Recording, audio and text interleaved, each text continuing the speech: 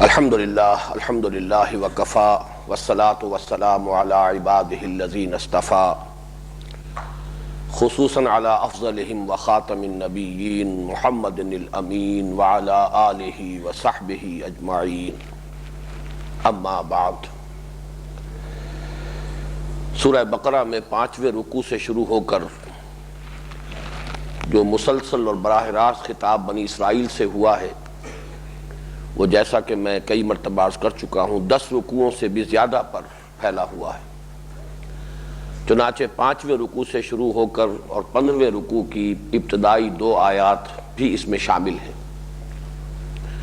یہ تقسیم میں بیان کر چکا ہوں کہ ان کو 2 حصوں میں تقسیم کیا جا سکتا ہے۔ یہ خطاب جو ہے بنی اسرائیل کے ساتھ، اس کے ضمن میں پہلے رکوع یعنی 5ویں رکوع کی 7 آیات گویا کہ ام الخطاب کی حیثیت رکھتی ہیں۔ یہ جڑ ہیں، بنیاد ہیں، اساس ہیں اس خطاب کی، جن میں کہ انداز ہے دعوتی، اس میں دعوت کا، دلجوئی کا، ترغیب کا، تشویق کا، اپیل کا انداز ہے۔ البتہ 6 رکوع سے شروع ہو کر اور 15ویں رکوع کے آغاز تک یہ مسلسل ایک فرد جرم ہے جو عائد کی گئی ہے، ان کے تاریخ کے مختلف حالات و واقعات کے حوالے سے، پھر ان میں مختلف مواقع پر اور مختلف ادوار میں جو گمراہیاں پیدا ہوئیں، اخلاقی اور عملی اور اعتقادی اور علمی اور فکری، ان کا ایک اجمالی خاکہ ہے کہ جو ان 9.25 رکوعوں پر پھیلا ہوا ہے۔ ان میں سے بھی یہ پہلے 2 رکوع جو ہیں اس فرد جرم کے، 6واں اور 7واں رکوع، یہ دونوں بہت آپس میں مربوط اور مسلسل ایک مضمون ان میں موجود ہے، اور یوں کہا جا سکتا ہے کہ قرآن مجید کا جو عام اسلوب ہے کہ کتاب احکمت آیاتہ ثم فصلت من لدن حکیم خبیر، یہ ایک ایسی کتاب ہے جس کی آیات پہلے محکم کی جاتی ہیں پھر ان کی تفصیل بیان ہوتی ہے۔ تو یہاں اس فرد جرم میں بھی 2 حصوں میں ہم اسے تقسیم کر سکتے ہیں۔ پہلے 2 رکوع ان میں گویا کہ اجمالاً وہ فرد جرم مکمل ہو جاتی ہے، بلکہ یہ کہ اس میں جو اللہ تعالیٰ کی طرف سے فیصلہ ہے وہ بھی گویا کہ سنا دیا جاتا ہے۔ البتہ پھر مزید رہ جائیں گے 7.25 رکوع، ان میں مزید اسی اجمال میں تفصیل کا رنگ بھی آپ کو ملے گا، کچھ اضافی چیزیں بھی ملیں گی، لیکن ایک اعتبار سے یہ دونوں رکوع جو ہیں آپس میں بہت پیوست ہیں مضمون کے اعتبار سے۔ یہی وجہ ہے کہ میں آج تلاوت کر رہا ہوں دونوں رکوعوں کی، اور کوشش ہوگی، اللہ تعالیٰ اس کو پورا کرانے والا ہے، کہ آج اور کل میں ہم ان دونوں رکوعوں کا مطالعہ مکمل کر لیں۔ اگرچہ مولانا امین اصغر اصلاحی صاحب نے 8ویں رکوع کی پہلی آیت کو بھی اسی سلسلہ آیات کے ساتھ مربوط قرار دیا ہے، چنانچہ انہوں نے جو سیکشنز بنائے ہیں اپنی تفسیر میں، تدبر قرآن میں، اس میں ان دونوں رکوعوں کی 15 آیات کے ساتھ 16ویں آیت وہ بھی شامل کی گئی ہے جو 8ویں رکوع کی پہلی آیت ہے۔ لیکن میں نے جہاں تک غور کیا ہے، مجھے محسوس ہوتا ہے کہ جن لوگوں نے بھی یہ رکوعوں کے نشان معین کیے ہیں انہی کی تقسیم زیادہ مناسب ہے اور زیادہ درست لگتی ہے۔ ان 2 رکوعوں کے مضامین تو یقیناً باہم بہت پیوست ہیں اور مربوط ہیں، البتہ یہ کہ 8ویں رکوع سے ایک نیا سلسلہ مضمون ہے جس کے بارے میں انشاءاللہ جب اس مقام پر ہم پہنچیں گے تو میں اس کی وضاحت کروں گا۔ تو آئیے کہ پہلے ہم تلاوت کر لیں سورہ بقرہ کے 6 اور 7ویں رکوع کی۔ یہ جو فلم ہے آپ کے سامنے یہ صرف 7ویں رکوع کی ہے، 6 رکوع کی ہے، 7واں اس میں شامل نہیں ہے، لیکن یہ کہ میں تلاوت کر رہا ہوں اس لیے کہ یہ ایک ہی سلسلہ کلام ہے۔ اعوذ باللہ من الشیطان الرجیم، بسم اللہ الرحمن الرحیم۔ یا بنی اسرائیل اذکروا نعمتی التی انعمت علیکم وانی فضلتکم علی العالمین واتقوا یوما لا تجزی نفس عن نفس شیئا ولا يقبل منها شفاعة ولا یؤخذ منها عدل ولا هم ینصرون وَإِذْ نَجَّيْنَاكُمْ مِنْ آلِ فِرْعَوْنَ يَسُومُونَكُمْ سُوءَ الْعَذَابِ يُذَبِّحُونَ أَبْنَاءَكُمْ وَيَسْتَحْيُونَ نِسَاءَكُمْ وَفِي ذَلِكُمْ بَلَاءٌ مِّن رَّبِّكُمْ عَظِيمٌ وَإِذْ فَرَقْنَا بِكُمُ الْبَحْرَ فَأَنجَيْنَاكُمْ وَأَغْرَقْنَا آلَ فِرْعَوْنَ وَأَنتُمْ تَنظُرُونَ وَإِذْ وَاعَدْنَا مُوسَىٰ 40 لَيْلَةً ثُمَّ اتَّخَذْتُمُ الْعِجْلَ مِن بَعْدِهِ وَأَنتُمْ ظَالِمُونَ ثم عفونا عنكم من بعد ذلك لعلكم تشكرون وإذ آتينا موسى الكتاب والفرقان لعلكم تهتدون وَإِذْ قَالَ مُوسَىٰ لِقَوْمِهِ يَا قَوْمِ إِنَّكُمْ ظَلَمْتُمْ أَنفُسَكُمْ بِاتِّخَاذِكُمُ الْعِجْلَ فَتُوبُوا إِلَىٰ بَارِئِكُمْ فَاقْتُلُوا أَنفُسَكُمْ ذَلِكُمْ خَيْرٌ لَكُمْ عِندَ بَارِئِكُمْ فَتَابَ عَلَيْكُمْ إِنَّهُ هُوَ التَّوَّابُ الرَّحِيمُ وَإِذْ قُلْتُمْ يَا مُوسَىٰ لَن نُّؤْمِنَ لَكَ حَتَّىٰ نَرَى اللَّهَ جَهْرَةً فَأَخَذَتْكُمُ الصَّاعِقَةُ وَأَنتُمْ تَنظُرُونَ ثُمَّ بَعَثْنَاكُم مِّن بَعْدِ مَوْتِكُمْ لَعَلَّكُمْ تَشْكُرُونَ وَظَلَّلْنَا عَلَيْكُمُ الْغَمَامَ وَأَنزَلْنَا عَلَيْكُمُ الْمَنَّ وَالسَّلْوَىٰ كُلُوا مِن طَيِّبَاتِ مَا رَزَقْنَاكُمْ وَمَا ظَلَمُونَا وَلَٰكِن كَانُوا أَنفُسَهُمْ يَظْلِمُونَ وَإِذْ قُلْنَا ادْخُلُوا هَٰذِهِ الْقَرْيَةَ فَكُلُوا مِنْهَا حَيْثُ شِئْتُمْ رَغَدًا وَادْخُلُوا الْبَابَ سُجَّدًا وَقُولُوا حِطَّةٌ نَغْفِرْ لَكُمْ خَطَايَاكُمْ وَسَنَزِيدُ الْمُحْسِنِينَ فَبَدَّلَ الَّذِينَ ظَلَمُوا قَوْلًا غَيْرَ الَّذِي قِيلَ لَهُمْ فَأَنزَلْنَا عَلَى الَّذِينَ ظَلَمُوا رِجْزًا مِّنَ السَّمَاءِ بِمَا كَانُوا يَفْسُقُونَ وَإِذِ اسْتَسْقَىٰ مُوسَىٰ لِقَوْمِهِ فَقُلْنَا اضْرِب بِّعَصَاكَ الْحَجَرَ فانفجرت منه اثنتا عشرة عينا قد علم كل أناس مشربهم كلوا واشربوا من رزق الله ولا تعصوا في الأرض مفسدين وإذ قلتم يا موسى لن نصبر على طعام واحد فادع لنا ربك يخرج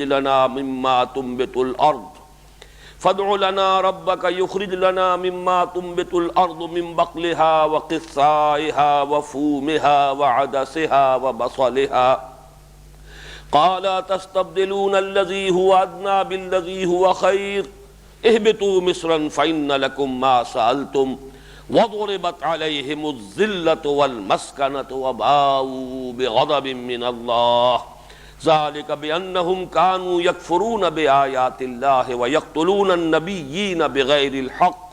ذلك بما عصوا وكانوا يعتدون صدق الله العظيم رب اشرح لي صدري ويسر لي أمري واحلل عقدة من لساني يفقهوا قولي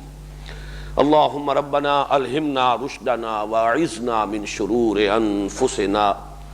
اللهم أرنا الحق حقا وارزقنا اتباعه وأرنا الباطل باطلا وارزقنا اجتنابه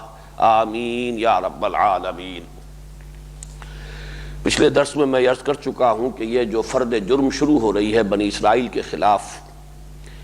اس کے آغاز میں جو دو آیات آئی ہیں بعین ہی یہی دو آیات اختتام پر آئی ہیں، اور یہ صرف ایک بات ہے، ایک انداز ہے بات کے بتانے کا، سمجھانے کا، اور اس کے حوالے سے واقعہ یہ ہے کہ کچھ چیزیں آسانی سے ذہن نشین ہو جاتی ہیں پھر یاد رہتی ہیں، کہ اس کی تشبیہ ہے جیسے کہ بریکٹس شروع ہوتی ہیں اور بند ہوتی ہیں، اور بریکٹس جو ہے خاص طور پر بڑی بریکٹ جو ہے اس کا اکثر و بیشتر حصہ تو وہی ہے، ایک خط ہے مستقیم افقی، لیکن یہ کہ اس کے جو دونوں طرف کی بریکٹس ہیں ان کے ایک طرف کا رخ ایک طرف ہوگا اور اس کے برعکس ہوگا آخر میں جب بریکٹ بند ہوگی، بس اتنا ہی فرق ان دو آیات میں ہے۔ ایک آیت جو کہ تو، البتہ دوسری آیت میں ذرا ترتیب بدل گئی ہے، جیسا کہ میں پچھلی مرتبہ عرض کر چکا ہوں، آج بھی دوبارہ سامنے آ جائے گا۔ لیکن یہ کہ مجھے حیرت ہے کہ یہ جو اسلوب یہاں پر قرآن مجید نے اختیار کیا، اس کی طرف بہت کم لوگوں کی توجہ ہوئی کہ آخر کیا وجہ ہے کہ 5ویں رکوع میں بھی یا بنی اسرائیل اذکروا نعمتی التی انعمت علیکم واوفوا بعہدی اوف بعہدکم، پھر یہ کہ اس کے بعد 6واں رکوع شروع ہو رہا ہے یا بنی اسرائیل اذکروا نعمتی التی انعمت علیکم وانی فضلتکم علی العالمین، پھر جب یہ خطاب ختم ہو رہا ہے پھر بعین ہی یہی آیت دہرا کر آ رہی ہے۔ اس سے جو اشارے ہیں، یہ قرآن مجید کی یہ ترتیب، یہ سیاق و سباق، یہ جو مضامین کی تقسیم ہے، یقیناً اس میں بڑی حکمت پوشیدہ ہے۔ بہرحال اس کی طرف بہت کم لوگوں کی توجہ ہوئی ہے، لیکن مجھے تو اسی میں الحمدللہ کہ اس سب سے مشکل مسئلے کا حل ملا ہے جس کا میں نے پہلے بھی ذکر کیا تھا، اور انشاءاللہ اگلے درس میں پھر جب نوبت آئے گی 8ویں رکوع کی پہلی آیت کے جب وہ مطالعہ کریں گا تب اس پر تفصیلاً گفتگو ہوگی۔ اس کا جو حل ہے میرے ذہن میں اسی تقسیم کے حوالے سے ہوا۔ فرمایا یا بنی اسرائیل اذکروا نعمتی التی انعمت علیکم، اے بنی اسرائیل، بیان کر چکا ہوں اسرائیل حضرت یعقوب کا لقب ہے، اسر اور ایل سے مل کر بنا ہے۔ اسر بمانی عبد، ایل بمانی اللہ،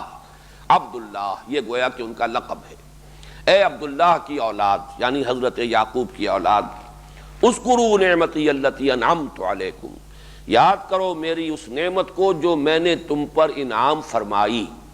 یہاں جو تکرار ہے پچھلے رکوع کی پہلی آیت میں بھی اذکروا نعمتی کافی تھا،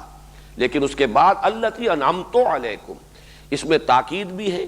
اور دوسرے یہ کہ اس میں اصل فضل ہے ہمارا جو ہم نے تم پر کیا۔ انعمت علیکم، میں نے انعام کیا تم پر، یہ تمہارا کوئی استحقاق نہیں تھا بلکہ اللہ تعالیٰ کی طرف سے جو بھی تمہیں فضیلت عطا ہوئی ہے، یہ جان لو کہ یہ وہبی ہے، عطا کردہ ہے، یہ اللہ تعالیٰ کی دی ہوئی ہے، اس میں تمہارے استحقاق کو کوئی دخل حاصل نہیں ہے۔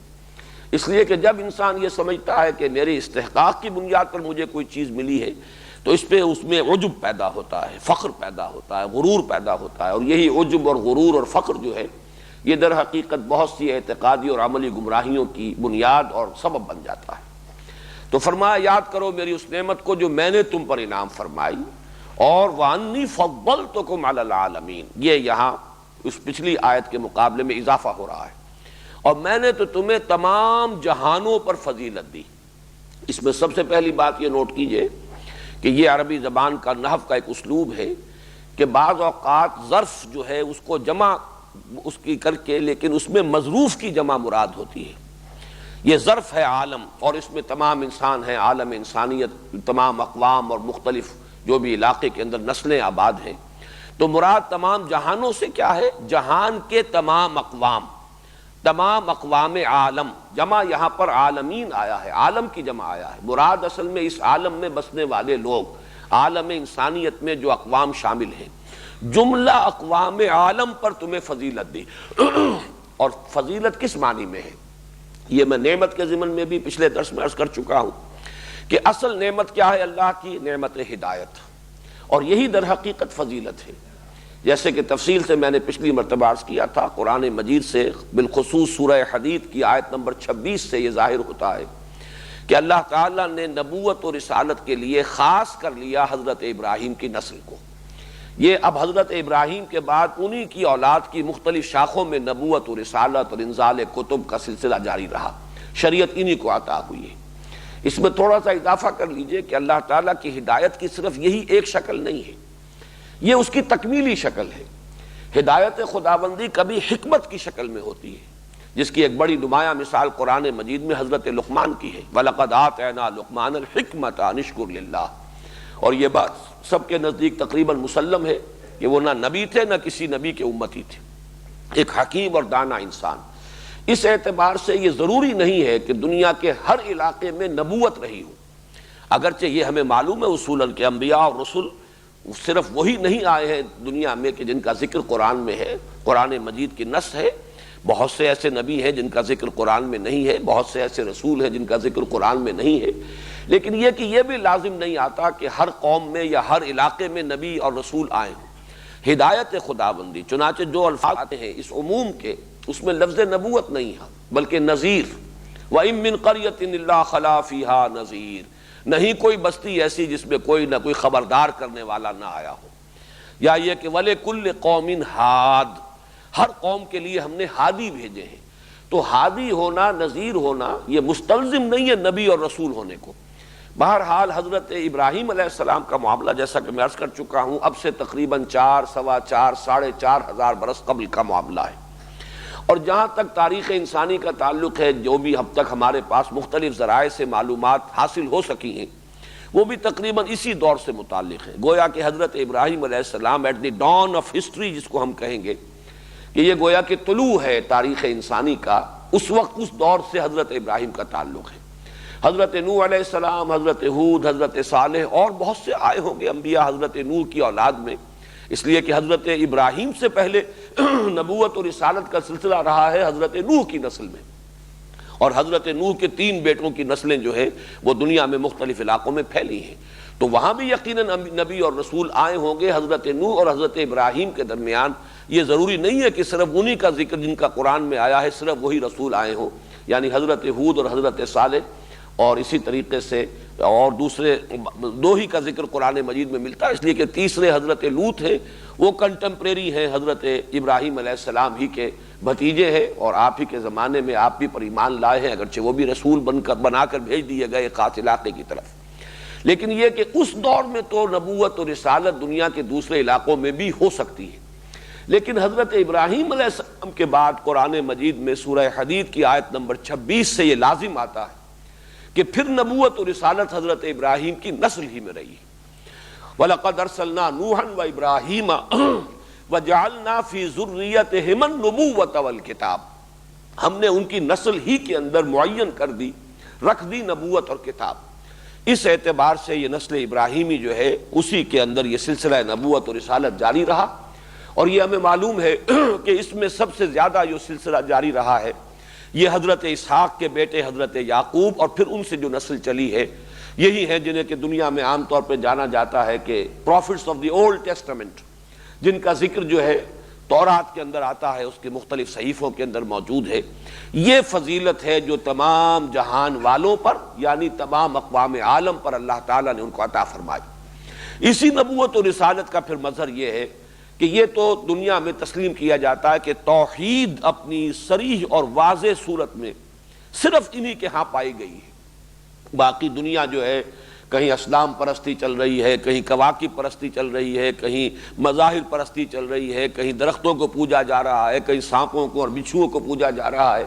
تو مظاہر پرستی جو ہے دنیا میں ہر جگہ پر آپ کو نظر آئے گی، لیکن یہ قوم جو ہے تھرو دی ہسٹری، تاریخ کے دوران توحید پر قائم رہی ہے۔ اس میں عملی گمراہیاں آئیں اور دوسری اعتقادی گمراہیاں آ گئیں، عجب پیدا ہو گیا، فخر پیدا ہو گیا، بدعملی پیدا ہو گئی، اخلاقی زوال آ گیا، لیکن بائی اینڈ لارج یہ کہا جائے گا کہ یہ قوم بحیثیت مجموعی توحید پر قائم رہی۔ ایسے ادوار بھی آئے ہیں کہ جن قوموں کے پاس یہ رہے ہیں ان کے اثرات انہوں نے لے لیے، کنعانیوں کے اثرات، موابیوں کے اثرات، چنانچہ ان کے ہاں شرک کی آلائش بھی آ گئی، لیکن تسلسل کے ساتھ یہ قوم جو ہے بحیثیت مجموعی توحید خداوندی پر قائم رہی۔ یہی در حقیقت اس کا فضیلت کا سب سے بڑا ترہ امتیاز ہے۔ یا بنی اسرائیل اذکروا نعمتی التی انعمت علیکم وانی فضلتکم علی العالمین واتقوا یوما لا تجزی نفس عن نفس شیئا ولا یقبل منها شفاعۃ ولا یؤخذ منها عدل ولا هم ینصرون۔ یہی آیت آخر میں آئے گی صرف اس فرق کے ساتھ کہ واتقوا یوما لا تجزی نفس عن نفس شیئا، یہ تو جو کا تو ہوگا، ولا يقبل منها عدل ولا تنفعها شفاعت، یعنی عدل اور شفاعت کے اندر ترتیب صرف بدل جائے گی، یہاں جو ہے لا يقبل منها شفاعت ولا يؤخذ منها عدل ہے، وہاں ہوگا ولا يقبل منها عدل ولا تنفعها شفاعت، پھر آخری ٹکڑا جو کا تو ہے ولا هم ينصرون۔ یہ آیت جو ہے اس اعتبار سے بڑی اہمیت کی حامل ہے کہ جیسا کہ میں نے عرض کیا تھا، مسلمان قوم کے اندر جب زوال آتا ہے تو اس کا اصل سبب ایمان بالآخرت میں ضعف کا پیدا ہو جانا ہے۔ میں نے بارہا یہ بیان کیا ہے، اور پچھلے سال جو یہاں پر محاضرات قرآنی ہوئے حقیقت ایمان کے موضوع پر، تو ایک تقسیم یاد ہوگی جو حضرات اس میں شریک رہے ہیں کہ ایمانیات ثلاثہ میں نے ایک تقسیم کی کہ جہاں تک ایمان اصولی، علمی، نظری اعتبار سے ایمان کا تعلق ہے، اہم ترین ایمان ایمان باللہ یا توحید، لیکن جہاں تک قانونی ایمان کا تعلق ہے، فقہی ایمان کا تعلق ہے، جس کی بنیاد پر کسی کو دنیا میں مسلمان مانا جائے، تو وہ ہے ایمان بالرسول، ایمان بالرسالت۔ جو رسول کو مانے گا وہ مسلمان ہے، جو نہیں مانے گا چاہے بڑے سے بڑا موحد ہو،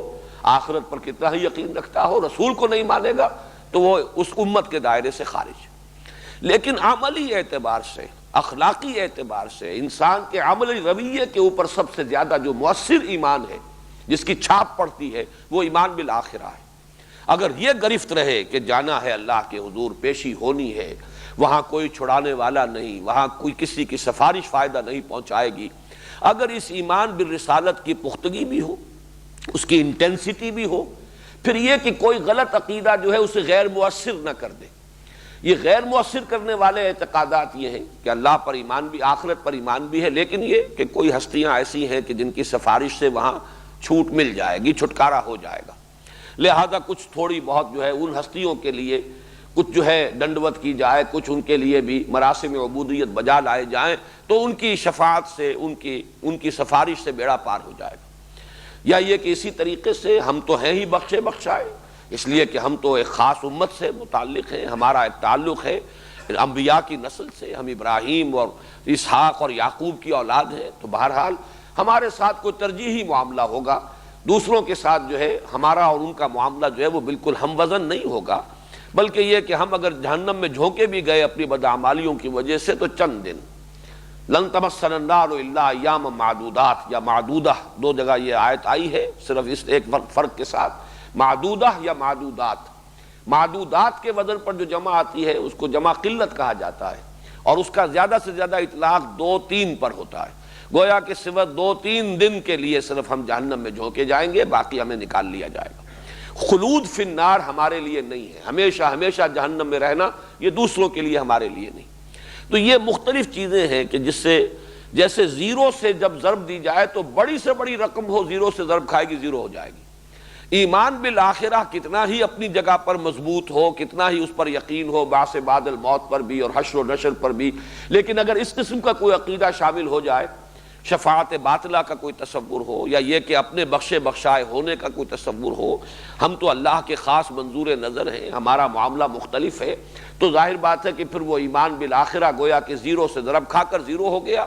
اگرچہ موجود ہے بظاہر زبانی اقرار کی حد تک، لیکن اس کی تاثیر ختم ہو جائے گی، اس کا کوئی اثر انسان کے کردار پر، اس کے عملی رویے کے اوپر پھر ظاہر نہیں ہوگا۔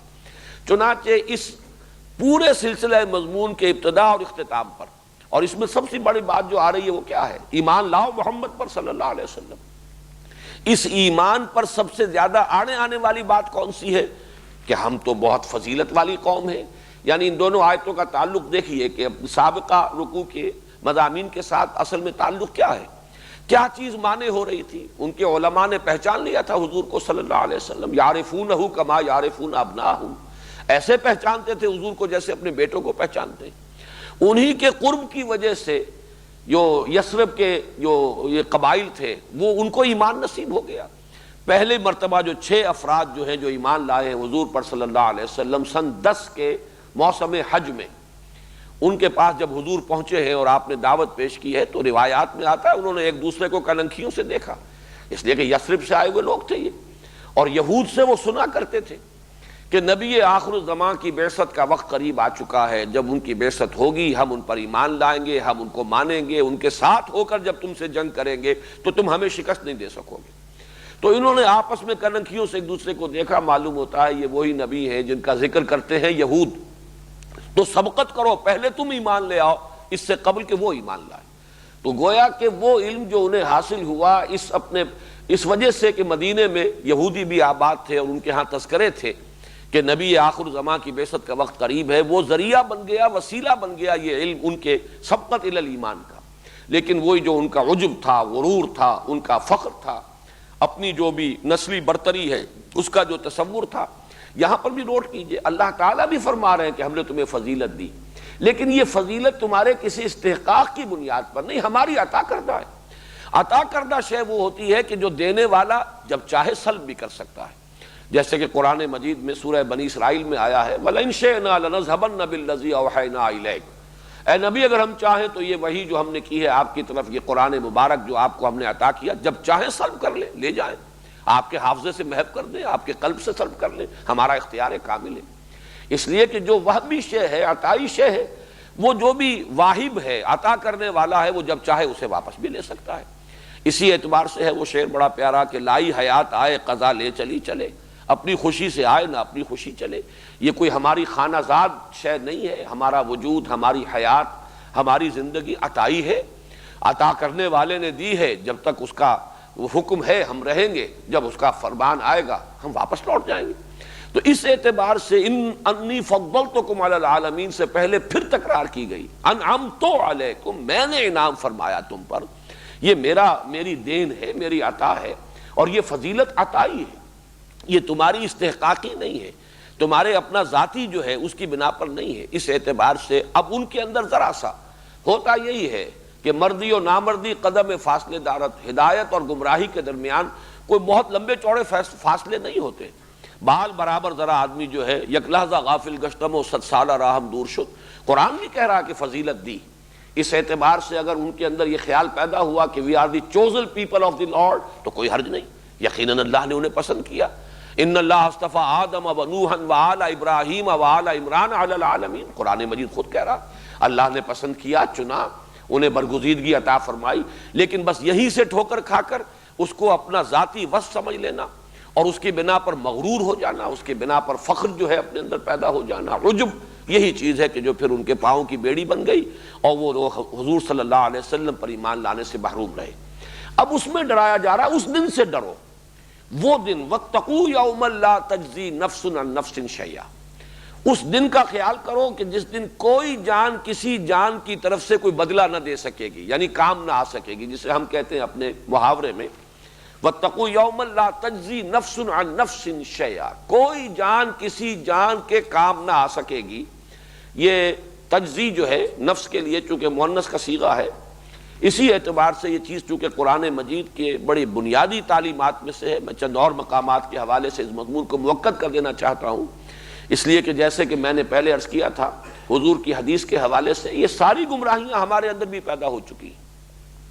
ہم بھی امت مرحومہ ہیں، جیسے وہ chosen people of the lord, جیسے ان کو یہ غرہ تھا، یہ بھی امت مرحومہ ہے. جو کچھ بھی ہے لیکن تیرے محبوب کی امت میں ہے، بس تیرے محبوب میں امت میں ہونے کی بنا پر ہمارا ایک استحقاق ہے اور ہمارے ساتھ ترجیحی سلوک ہونا چاہیے. اس اعتبار سے یہی مضمون جو 2 مرتبہ یہاں آیا ہے، جیسے میں نے پچھلے درس میں حوالہ دیا تھا وَاسْتَعِینُوا بِالصَّبْرِ وَالصَّلَاةِ، جیسے کہ پچھلے رکوع کے اختتام پر آیا بنی اسرائیل سے خطاب کر کے، وہی آیت آ جائے گی 19ویں رکوع کے شروع میں یا ایھا الذین آمنوا استعینوا بالصبر والصلاۃ. اس لیے کہ دین کی بنیادی تعلیمات میں تو کوئی فرق و تفاوت نہیں ہے. اللہ تعالیٰ کے جو قوانین پہلے تھے وہ آج بھی ہیں. تمہیں بھی اب مدد کی ضرورت ہے مسلمانوں، اس لیے کہ تم پر بہت بڑا بوجھ آ رہا ہے، ذمہ داری آ رہی ہے. اب تم شہادت علی الناس کے منصب پر فائز کیے جا رہے ہو. اپنے اس مقصد کو اور مشن کو پورا کرنے کے لیے تمہیں مدد کی ضرورت ہے، لیکن مدد ملے گی صبر اور نماز سے، جیسے کہ کہا گیا بنی اسرائیل سے. اسی طریقے سے یہ آیت جو دو دفعہ آئی ہے بنی اسرائیل سے خطاب میں وَاتَّقُوا يَوْمًا لَا تَجْزِي نَفْسٌ عَن نَفْسٍ شَيْئًا وَلَا يُقْبَلُ مِنْهَا شَفَاعَةٌ وَلَا يُؤْخَذُ مِنْهَا عَدْلٌ وَلَا هُمْ يُنصَرُونَ. بعین ہی یہی مضمون آپ کو مل جائے گا آیت نمبر 254 میں مسلمانوں سے خطاب کر کے. آیت الکرسی جو ہے 255، اس سے جو پہلی آیت ہے یا ایھا الذین آمنوا انفقوا مما رزقناکم من قبل ان یاتی یوم لا بیع فیہ ولا خلۃ ولا شفاعۃ والکافرون هم الظالمون. اہل ایمان اللہ کا تقوی اختیار کرو اور خرچ کر دو، لگا دو، کھپا دو وہ چیز جو اللہ نے تمہیں دی ہے، اس کے راستے میں صرف کر دو، اس سے پہلے کہ وہ دن آ دھمکے جس دن نہ کوئی دوستی کام آئے گی، نہ کوئی لین دین ہوگا، نہ کوئی شفاعت فائدہ پہنچائے گی. تو یہ مضمون جو ہے اپنی جگہ پر انتہائی اہم ہے. چنانچہ 2 مرتبہ اگر بنی اسرائیل سے خطاب کر کے آیا تو جب مسلمانوں سے خطاب کا وقت آیا تو وہاں بھی وہی بات دہرائی گئی. ویسے یہ کہ مکی صورتوں میں یہ مضمون جو ہے بار بار آیا وَلَا تَزِرُ وَازِرَةٌ وِزْرَ أُخْرَىٰ، نہیں اٹھائے گی کوئی جان کسی اور کے بوجھ کو. ہر ایک کو اپنا اپنا بوجھ اٹھانا ہے، اپنی اپنی گٹھلیاں جو ہیں اپنے اپنے کندھوں پر ہوں گی. نیکی ہے تو وہ بھی کسی کی نیکی دوسرے کو فائدہ نہیں پہنچائے گی، اور کسی کی اگر بدی ہے تو وہ بھی کسی دوسرے کے کھاتے میں نہیں ڈالی جائے گی. اسی طریقے سے فرمایا یوم لا ينفع مال ولا بنون الا من اتى اللہ بقلب سلیم. وہ دن کہ جس دن نفع نہیں پہنچائیں گے، نہ کوئی مال جو ہے مفید ہوگا، نہ بیٹے مفید ہوں گے، نہ بیٹے کام آ سکیں گے. البتہ یہ کہ اگر اولاد صالح ہے اور اس کی تربیت میں اگر والدین کا اپنا بھی حصہ ہے تو وہ صدقہ جاریہ ہے. لیکن یہ ہے کہ محض کسی کا نیک ہونا جو ہے وہ دوسرے کے لیے مفید نہیں ہوگا.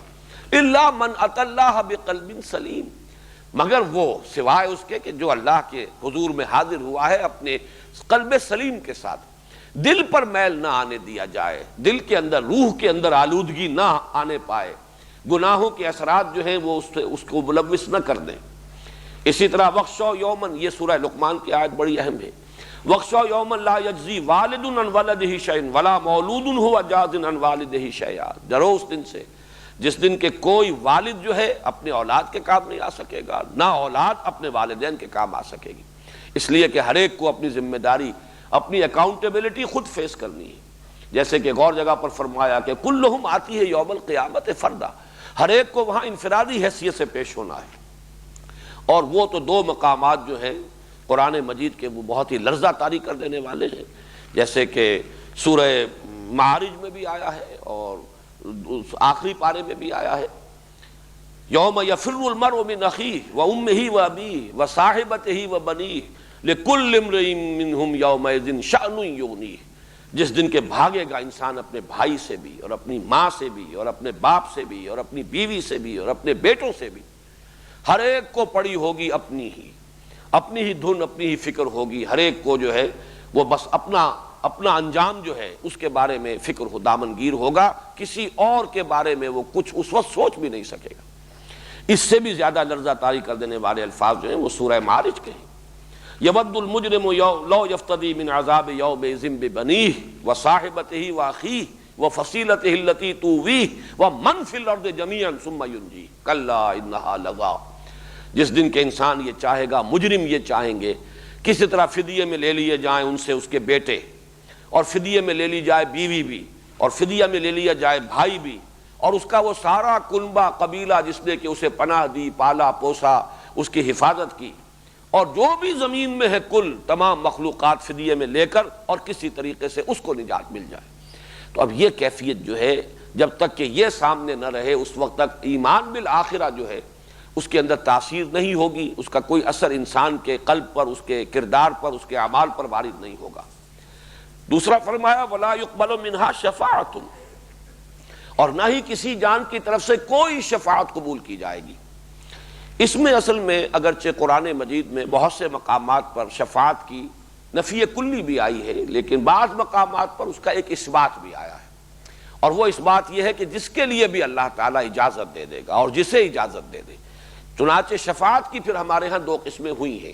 احادیث میں ان کی مزید تفصیل بھی ہے، لیکن اس میں فرق و تفاوت کیا ہے بنیادی طور پر؟ ویسے یہ مضمون آئے گا بالکل یکجا ہو کر، جس آیت کا میں نے ابھی حوالہ دیا، آیت نمبر 254 سورہ بقرہ کی، اس میں کیٹیگوریکل ڈینائل ہے، ولا شفاعہ، کوئی شفاعت نہیں، کوئی بھی شفاعت اور کوئی سفارش نہیں۔ لیکن اگلی آیت آیت الکرسی میں ہے، اس میں تھوڑا سا استثناء جو ہے کر دیا گیا، من ذا الذی یشفع عندہ الا باذنہ، کون ہے وہ جو شفاعت کر سکے اس کے حضور میں مگر اس کی اجازت سے۔ تو معلوم ہوا کہ اذن رب کے ساتھ شفاعت وہاں ہوگی۔ یہ مسئلہ جو ہے اس میں بس ایک باریک فرق اس وقت نوٹ کر لیجئے کہ جس کے حق میں شفاعت کی جانی ہو وہ بھی اللہ کی طرف سے اپرووڈ ہو، اور جو شفاعت کرے اسے بھی اذن ملے۔ قرآن مجید سے یہ دوہری اذن کا ثبوت ملتا ہے، تب شفاعت کا کوئی اس بات ہے، استثناء جو کیا گیا ہے قرآن مجید میں، اور اس کا مقصد جو بیان کیا ہے علماء نے، اور وہی واحد توجیہ ممکن ہے کہ وہ کچھ شخصیات کا جو اللہ تعالیٰ کے ہاں مقام اور مرتبہ ہے اس کے اظہار کے لیے، تاکہ معلوم ہو کہ یہ اللہ کے مقربین میں سے ہیں، ان کا اونچا درجہ ہے، یہ صدیقین میں سے ہیں، یہ شہداء میں سے ہیں، یہ انبیاء ہیں، یہ خاتم الرسل ہیں، آخر المرسلین ہیں، سید الانبیاء والمرسلین ہیں۔ تو مختلف شخصیتوں کے مقام کے اظہار کے لیے کہ ان کی بات سامنے آئے کہ ان کا اللہ کے ہاں کیا درجہ ہے۔ اگرچہ اس میں ایک جو ہے اشکال رہتا ہے کہ اگر تو ہم یہ تصور کریں کہ جیسے کہ یہ کھلے عام کوئی دربار لگا ہوا ہو اور اس میں واضح طور پر اجازت دی جائے کہ ہاں آپ شفاعت کر سکتے ہیں فلاں کی، تو پھر تو ان کا جو مقام ہے اس کا کوئی اظہار نہیں ہوتا، ظہور نہیں ہوتا، وہ تو پھر صاف نظر آ جائے گا۔ تو اس کا جو حل سمجھ میں آتا ہے وہ یہی ہے کہ یہ چیزیں القاء ہوں گی، یہ براہ راست اللہ تعالیٰ کی طرف سے اس طور سے ایکسپریس جو ہے کہا نہیں جائے گا کہ آپ شفاعت کر سکتے ہیں، بلکہ یہ کہ یہ گویا کہ القاء کر دیا جائے گا کہ اس شخص کے حق میں اگر آپ چاہیں تو آپ شفاعت کر سکتے ہیں۔ تو یہ چیز چونکہ لوگوں کے علم میں نہیں آئے گی، اس اعتبار سے ظاہر یہی ہوگا کہ ان کا ایک مقام ہے، اللہ تعالیٰ کے مقربین میں سے ہیں، ان کی شفاعت جو ہے یہاں مفید ثابت ہو رہی ہے۔ لیکن یہ کہ قرآن مجید نے جس چیز کی نفی کی ہے وہ یہ ہے کہ یہ سمجھنا کہ کوئی ہستی اتنی زور آور ہے، کسی ہستی کو اختیار حاصل ہے، کسی کا استحقاق ذاتی ہے، یہ در حقیقت یہ شفاعت باطلہ ہے۔ اور یہ کہ وہ کسی حق کو ناحق یا ناحق کو حق کر دے گی شفاعت، یہ شفاعت باطلہ کا تصور ہے، یہ پھر وہ زیرو ہے کہ جس سے ایمان بالآخرہ جو ہے وہ زیرو ہو کر رہ جاتا ہے، اس کی تاثیر ختم ہو جاتی ہے۔ تو فرمایا وَاتَّقُوا يَوْمًا لَا تَجْزِي نَفْسٌ عَن نَفْسٍ شَيْئًا وَلَا يُقْبَلُ مِنْهَا شَفَاعَةٌ وَلَا يُؤْخَذُ مِنْهَا عَدْلٌ۔ عدل کا لفظ آتا ہے برابری کے لیے، عدل کہتے بھی اسی کو ہے، برابر برابر اسی معنی میں یہ سورہ انعام میں لفظ آیا ہے ثم الذین کفروا بربہم یعدلون، حالانکہ اللہ تعالیٰ ہی خالق آسمان اور زمین کا، اللہ ہی نے روشنی اور جو اندھیرے ہیں وہ بنائے ہیں، لیکن پھر بھی کچھ لوگ ہیں کہ جو اپنے رب کے برابر دوسری ہستیوں کو کر دیتے ہیں۔ تو عدل کے معنی یہاں پر برابر کر دینا، اسی معنی میں فدیے کو عدل کہا گیا ہے، گویا کہ کسی کا وہ برابر کا ہو کر بدل بن جاتا ہے۔ جیسے کہ اسیر تھے غزوہ بدر کے، تو فدیہ جن سے لیا گیا گویا کہ وہ ان کی جان کا بدل بن گیا، جیسے کفارہ ہوتا ہے وہ گناہ کا بدل بن جاتا ہے، اسی طرح فدیہ جو ہے وہ کسی کے جرم کا گویا کہ وہ کفارہ بن کر اس کا معاوضہ، اس کا بدل بن جاتا ہے۔ تو ولا يقبل منها عدل ولا هم ينصرون ولا يؤخذ منها عدل ولا هم ينصرون، اور نہ ہی ان کی کہیں کوئی مدد کسی جانب سے ہو سکے گی۔ تو یہ آیت مبارکہ جیسا کہ میں نے عرض کیا اپنے اصل مضمون کے اعتبار سے ایمان بالآخرہ، آخرت پر ایمان اور یقین کے مؤثر ہونے کے لیے یہ گویا کہ اہم ترین ہے کہ یہ چیزیں مستحضر رہے کہ اللہ تعالیٰ کے ہاں جب محاسبہ ہوگا وہاں تو انسان کو لیس للانسان الا ما سعی وان سعیہ سوف یری، انسان کو وہی کچھ ملے گا جس کے لیے اس نے محنت کی ہوگی، ہاں اس کی محنت جو ہے وہ ضائع نہیں جائے گی، وہ اس کے سامنے آ جائے گی۔ فمن یعمل مثقال ذرۃ خیرا یرہ ومن یعمل مثقال ذرۃ شرا یرہ، جو کوئی بھی کسی نے نیکی کی ہوگی ذرے کے ہم بدن اپنے سامنے موجود پائے گا، اور جس کسی نے بدی کمائی ہوگی ذرے کے ہم بدن اپنے سامنے موجود پائے گا۔ اگرچہ یہ اپنی جگہ پر ہے کہ ان الحسنات یذہبن السیئات، انسان کی بہت سی نیکیاں کفارہ بنتی رہتی ہیں اس کی بہت سے تقصیرات کا، کوتاہیوں کا، خصوصاً جو صغائر ہیں، صغیرہ گناہ وہ دھلتے رہتے ہیں نیکیوں کے ساتھ، لیکن بہرحال وہ اس سے یہ کہ موجود ہوگا، انسان دیکھ لے گا۔ جیسے کہ آپ کو بیلنس شیٹ ملتی ہے تو ڈیبٹ کریڈٹ جو ہے بہرحال انٹریز موجود ہوں گی کہ تمہارے اس کریڈٹ کی وجہ سے وہ ڈیبٹ جو ہے وہ نیوٹرلائز ہو گیا ہے، لیکن یہ کہ انسان کے اصل فیصلہ کن شے اس کا اپنا عمل ہے، اس کا اپنا کردار ہے، اس کی اپنی روش۔ اب اس کے بعد فرمایا وَإِذْ نَجَّيْنَاكُمْ مِنْ آلِ فِرْعَوْنَ يَسُومُونَكُمْ سُوءَ الْعَذَابِ يُذَبِّحُونَ أَبْنَاءَكُمْ وَيَسْتَحْيُونَ نِسَاءَكُمْ وَفِي ذَلِكُمْ بَلَاءٌ مِّن رَّبِّكُمْ عَظِيمٌ۔ اب یہاں سے جو سلسلہ شروع ہو رہا ہے اس میں کچھ واقعات ہیں جو بنی اسرائیل کی تاریخ کے بالکل ابتدائی دور کے ہیں۔ ویسے تو بنی اسرائیل کی تاریخ شروع ہوگی تقریباً 1850 قبل مسیح سے، اس لیے کہ حضرت یعقوب کی اولاد، جیسا کہ میں نے پہلے عرض کیا تھا، اندازے ہیں یہ، ان کو تیقن کے ساتھ تو نہیں کہا جا سکتا، لیکن جن لوگوں نے ریسرچ کی ہے اور تحقیق کی ہے تو حضرت یوسف کی پیدائش کا سن 1906 قبل مسیح ہے۔ ان کے ہی بھائی ہیں یہ 11 بھائی اور، جو کہ بنو اسرائیل، بنو یعقوب ہے، حضرت یعقوب کی اولاد 12 بیٹے، اور یہ پھر آئے ہیں مصر میں آ کر آباد ہوئے ہیں۔ اور حضرت یوسف علیہ السلام کی اگر پیدائش 1906 کی ہے تو ظاہر بات ہے اس کے بعد کچھ عرصہ گزرا ہے ان کا، وہ جیل میں بھی رہے ہیں، مصر میں رہے ہیں، پھر وہ فائز ہوئے ہیں، تو تقریباً یوں سمجھیے کہ اس کے بعد پھر وہ قحط کے سال ہیں اور بڑی خوشحالی کے سال ہیں، پھر قحط کے سال شروع ہوئے ہیں، پھر وہ ایک سلسلہ جو سورہ یوسف میں تفصیل سے واقعات کا ہے۔ اس کے بعد وہ وقت آیا ہے کہ انہوں نے حضرت یعقوب کو اور اپنے تمام بھائیوں کو، اپنے تمام اہل و عیال سمیت وہ پورا خاندان مصر میں آ کر آباد ہو گیا۔ جوشن کا علاقہ یا جشن یا جوشن اس کا نام ہے، یہ بالکل نیل کا جو ڈیلٹا ہے، تقریباً جو دریائے نیل کا جو کہ مشرقی علاقہ ہے، اور یہ جو ہے وہ زرخیز ترین علاقہ ہے، اس میں ان کو آباد کیا گیا ہے، ڈیلٹا کے علاقے کے اندر۔ یہ یہاں پر 1850 قبل مسیح میں، تو تاریخ بنو اسرائیل کی تو یہاں سے شروع ہو گئی، لیکن اصل میں ان کی حیثیت ایک امت کی جو ہے وہ حضرت موسیٰ علیہ السلام کے بعثت سے ہے۔ حضرت موسیٰ علیہ السلام کی بعثت کا زمانہ اگرچہ مختلف آراء ہیں، 1450 قبل مسیح میں بھی کہا گیا ہے، ایکسوڈس جو ہوا ہے مصر سے حضرت موسیٰ علیہ السلام جو لے کر نکلے ہیں، 1447 کا سن بھی باقاعدہ کچھ محققین نے معین کیا ہے۔ مولانا مودودی نے اپنی تفہیم میں کچھ اور دوسرے سورسز کے حوالے سے 1300 قبل مسیح، گویا کہ یہ 450 برس یا 550 برس کا عرصہ جو ہے، 500 برس کا، یہ مصر میں یہ رہے ہیں حضرت یوسف علیہ السلام کے بعد سے حضرت موسیٰ علیہ السلام کے ساتھ مصر سے جو نکلنے کا وقت آیا ہے۔ یہ جو 4-5 صدیاں ہیں، اس کا جیسا کہ میں عرض کر چکا ہوں کہ پہلا حصہ جو ہے تقریباً 1/3 وہ تو بڑے عیش میں ان کا گزرا ہے، یہ پیرزادوں کے مانند تھے، اس لیے کہ وہ جو بادشاہ تھا مصر کا اس وقت ہکسوس کنگز میں سے، اس نے ان کا بڑا اعزاز کیا، پھر وہ بہت معتقد تھا حضرت یوسف کا، اور ان کے یہ بھائی بند تھے، تو جیسے پیرزادوں کی عزت ہوتی ہے اس طریقے سے اس پورے خاندان کی عزت بھی ہوئی، اور ایک سیاسی ایلیمنٹ بھی اس میں معلوم ہوتا ہے، چونکہ ہکسوس کنگز بھی اصل قبطی نہیں تھے، یہ اصل مصر کے باشندے نہیں تھے، بلکہ یہ بھی عرب تھے قومی اعتبار سے، اور انہوں نے حملہ کر کے یہاں پر حکومت قائم کی تھی، یہ فرائض میں سے نہیں ہے۔ لہذا انہوں نے شاید یہ محسوس کیا ہو کہ ایک باہری قوت جو ہے باہر کے لوگوں کی، وہ اگر یہاں پر موجود رہے گی تو اس سے ہماری حکومت کو بھی ایک استحکام حاصل ہوگا، یہ بھی ایک سبب ہو سکتا ہے۔ بہرحال تقریباً 150 برس 200 برس تو ان کے بڑے عیش میں گزرے، اور جو ملٹیپلیکیشن پھر ہوئی ہے تعداد کی، اس کا تو آپ اس سے اندازہ کیجئے کہ 12 بھائیوں کی اولاد 550 برس کے بعد جب نکلی ہے وہاں سے،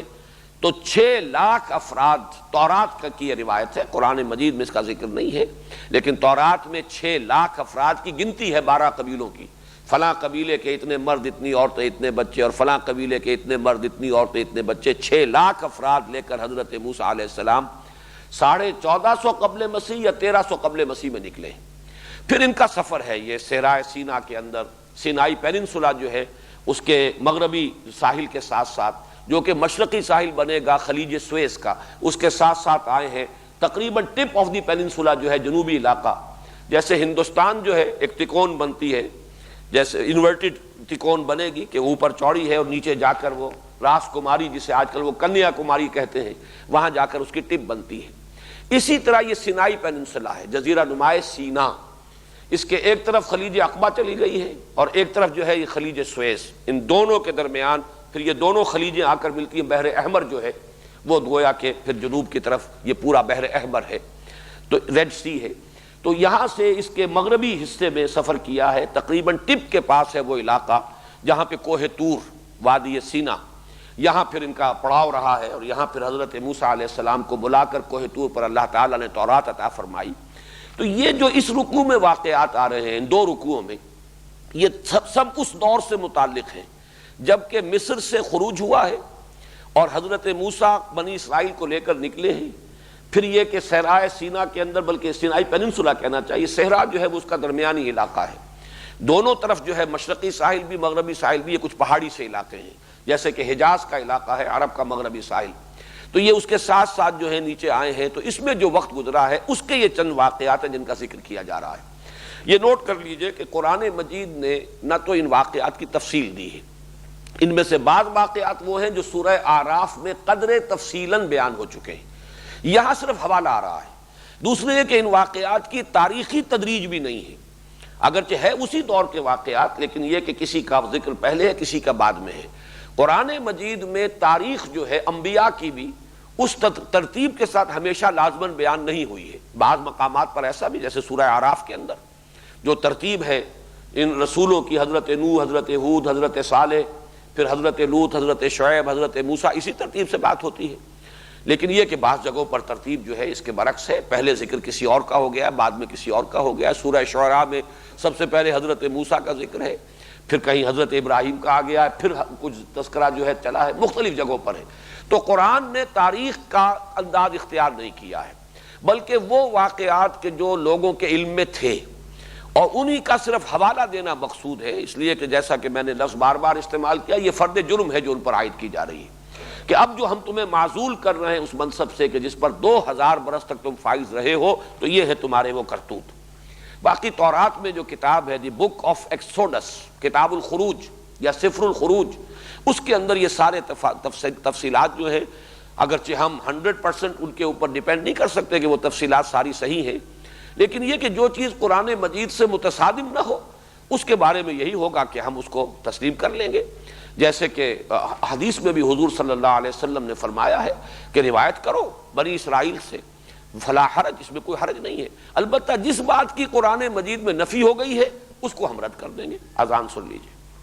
وَإِذْ نَجَّيْنَاكُمْ مِنْ آلِ فِرْعَوْنَ يَسُومُونَكُمْ سُوءَ الْعَذَابِ يُذَبِّحُونَ أَبْنَاءَكُمْ وَيَسْتَحْيُونَ نِسَاءَكُمْ وَفِي ذَلِكُمْ بَلَاءٌ مِّن رَبِّكُمْ عَظِيمٌ۔ اس میں چونکہ پہلی مرتبہ لفظ آل فرعون آ رہا ہے، تو جیسے بنی اسرائیل کی ہم نے پوری وضاحت کی، اسی طریقے سے آل فرعون کا مفہوم بھی معین کر لیجئے۔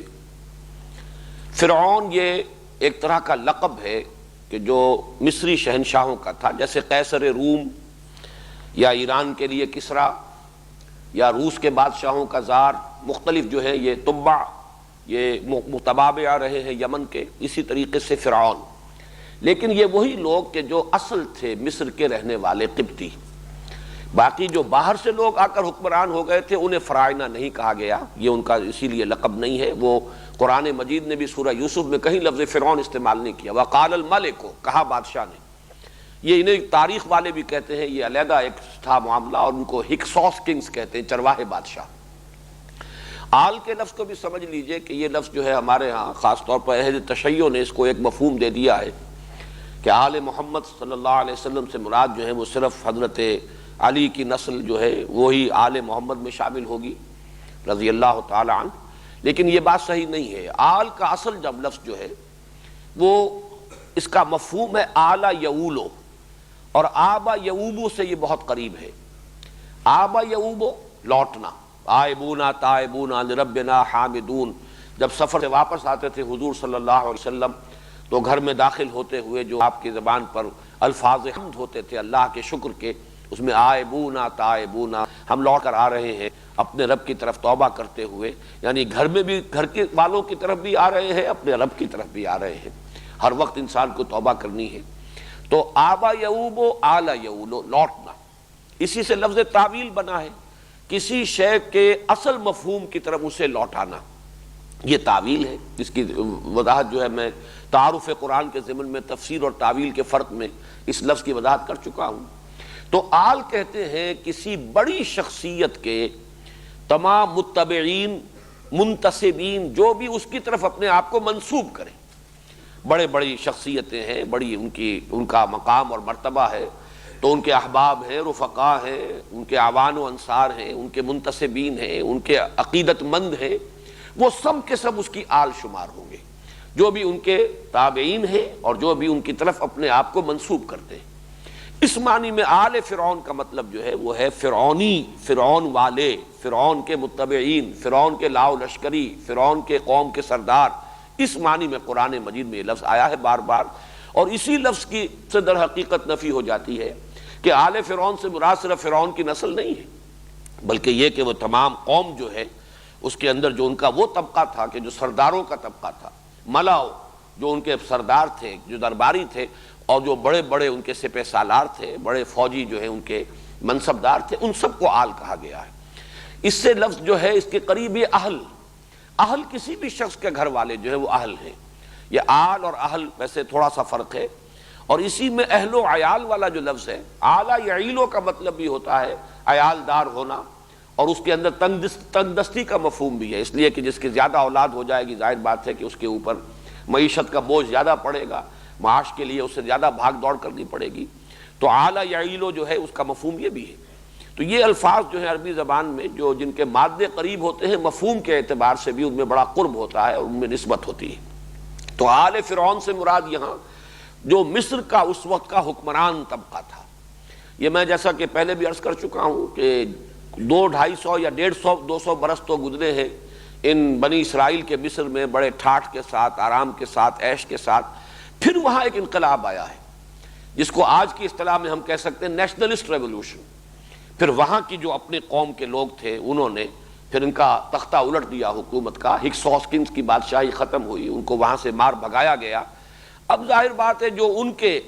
مراعات یافتہ طبقات تھے جو سابقہ بادشاہوں کے، اب وہ معتوب ہو گئے، ان پر عتاب، لہذا وہاں سے پھر ان پر تنگی شروع ہوئی، سختی کرنی شروع کی گئی، اور ان کے لیے جو ہے ہر طرح کی پرسیکیوشن، ان کو اپنے نوکر چاکر بنا لیا گیا، ان سے کھیتوں میں کام لیتے تھے، انہی سے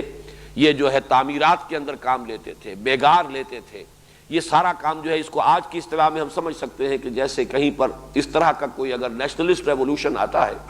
تو پھر سابقہ جو بھی حاکم تھے یا جو اونچے طبقات تھے ان کے خلاف ایک انتقامی جذبات پیدا ہو جاتے ہیں۔ لہذا یہ دور تھا کہ جس میں جب انتہائی شدت پیدا ہوئی تو اللہ تعالیٰ نے پھر حضرت موسیٰ علیہ السلام کو مبعوث فرمایا تاکہ ان کی نجات کا ذریعہ بن جائے۔ وَإِذْ نَجَّيْنَاكُمْ مِنْ آلِ فِرْعَوْنَ يَسُومُونَكُمْ سُوءَ الْعَذَابِ، جبکہ ہم نے تمہیں نجات دی فرعونیوں سے، قوم فرعون سے، فرعون کے سرداروں سے۔ ساما یسومو کہتے ہیں کسی کو پریشرائز کرنا، دبانا، جس کے لیے قرآن مجید میں دوسری جگہ پر مستضعفین کا لفظ آیا ہے، جنہیں دبا لیا جائے۔ تو ساما یسومو کسی پر دباؤ ڈالنا، یسومونکم سوء العذاب تمہیں بدترین عذاب میں مبتلا کر رہے تھے، شدید ترین پرسیکیوشن کا تمہیں نشانہ اور شکار بنایا جا رہا تھا۔ یذبحون ابناءکم ویستحیون نساءکم تمہارے بیٹوں کو وہ ذبح کر ڈالتے تھے اور تمہاری عورتوں کو زندہ رکھتے تھے۔ وفی ذالکم بلاء من ربکم عظیم اور اس میں یقیناً تمہارے رب کی طرف سے بہت بڑی آزمائش، بڑا ابتلا، تمہارے لیے بڑے شدید حالات تھے کہ جن میں تمہیں اللہ تعالیٰ نے اس وقت ڈال دیا تھا۔ اس میں یہ جو ہے بیٹوں کا قتل کرنا، اور اس میں خاص طور پر لفظ جو ہے نوٹ کیجئے یذبحون، یہ باب تفعیل ہے، اور تفعیل کے اندر تدریجن اور تھوڑا تھوڑا کر کے یا بار بار وقفے سے کسی کام کا کرنا، یہ اس کا ایک خاصہ ہے لازمی باب تفعیل کا۔ اور اس کا سبب سمجھ میں آتا ہے کہ جب اس قوم کو دبانے کا خیال کیا گیا تو یہ ایسا نہیں ہوا ہوگا کہ ظاہر بات ہے کہ ایسا ہو بھی نہیں سکتا تھا، انہیں باقی بھی رکھنا ہے، ان سے خدمت بھی لینی ہے، انہیں اپنا غلام بنا کر رکھنا ہے، استخدام جو ہے وہ مقصود ہے، تو انہیں ختم تو نہیں کر دینا۔ تو جیسے جیسے وہ دیکھتے ہوں گے کہ یہ قوم اب پھر ذرا پنپ رہی ہے تو پھر ان کے ایک نسل کو قتل کر دینا کہ اب فلاں وقت تک کے لیے جتنی اولاد ان کے ہاں پیدا ہو نرینہ اسے قتل کر دیا جائے۔ تو گویا کہ یہ اس قوم کی طاقت کو توڑنے کے لیے پے بپے وقفے سے اس قسم کے اقدامات ہوئے ہیں۔ اسی لیے یذبحون ابناءکم وہ ذبح کر ڈالتے رہے تمہارے بیٹوں کو، یعنی یہ انداز اختیار کیا گیا ہے کہ یہ پے بپے ہوا ہے۔ اور 2 مرتبہ کا جو ہے اس قسم کا معاملہ یہ تو قرآن مجید سے ثابت ہے۔ ایک تو یہ کہ حضرت موسیٰ علیہ السلام کی بعثت سے قبل قرآن مجید میں اشارہ ہے موجود، اور دوسری روایات میں تفصیل موجود ہے کہ خواب دیکھا تھا فرعون نے کہ کوئی ایک ایسا بچہ پیدا ہوا ہے کہ جو اس کے تخت کے لیے اور حکومت کے لیے خطرہ بن گیا ہے۔ تو اس کے بعد اس نے یہ فیصلہ کیا کہ یہ بنی اسرائیل میں جو بھی بیٹا پیدا اسے قتل کر دیا جائے۔ چنانچہ قرآن مجید میں وضاحت سے ہے کہ موسیٰ کو اللہ تعالیٰ نے وحی فرمائی، اوحینا الی موسیٰ ان اقذفیہ، کہ اس کو اپنے بچے کو جب تک تو کوئی تمہیں اندیشہ نہ ہو دودھ پلاتی رہو، اپنے پاس رکھو، جب بھی کہیں پکڑ دھکڑ دیکھو کہ کوئی تلاشی ہو رہی ہے اور کوئی کارندے فوج کے پیادے آ گئے ہیں حکومت کے تلاشی لیتے ہوئے کہ کوئی بچے اس دوران میں تو پیدا نہیں ہوئے ان کے ہاں، تو اسے صندوق میں رکھ کر اور دریا میں ڈال دینا، یہ ہمارے ذمے ہے، ہم اس کی حفاظت کریں گے اور تمہارے پاس لوٹا کر بھی لے آئیں گے، رادوہ الیک، ہم لے آئیں گے واپس تمہاری طرف۔ تو اس اعتبار سے یہ ایک تو اس موقع پر ہوا ہے۔ دوسرے خود قرآن مجید سے یہ ثابت ہے سورہ اعراف میں جب حضرت موسیٰ علیہ السلام نے دعوت دینی شروع کی ہے، دعوت نبوت و رسالت، اور آپ کی دعوت جو ہے پھیل رہی تھی، اور اس سے کچھ اندیشہ یہ ہو رہا تھا کہ شاید آل فرعون کے بھی کچھ لوگ جو ہے وہ متاثر ہو رہے ہیں۔ ظاہر بات ہے کہ دعوت حق ہے اس کے لیے تو کوئی بیریئرز نہیں ہے،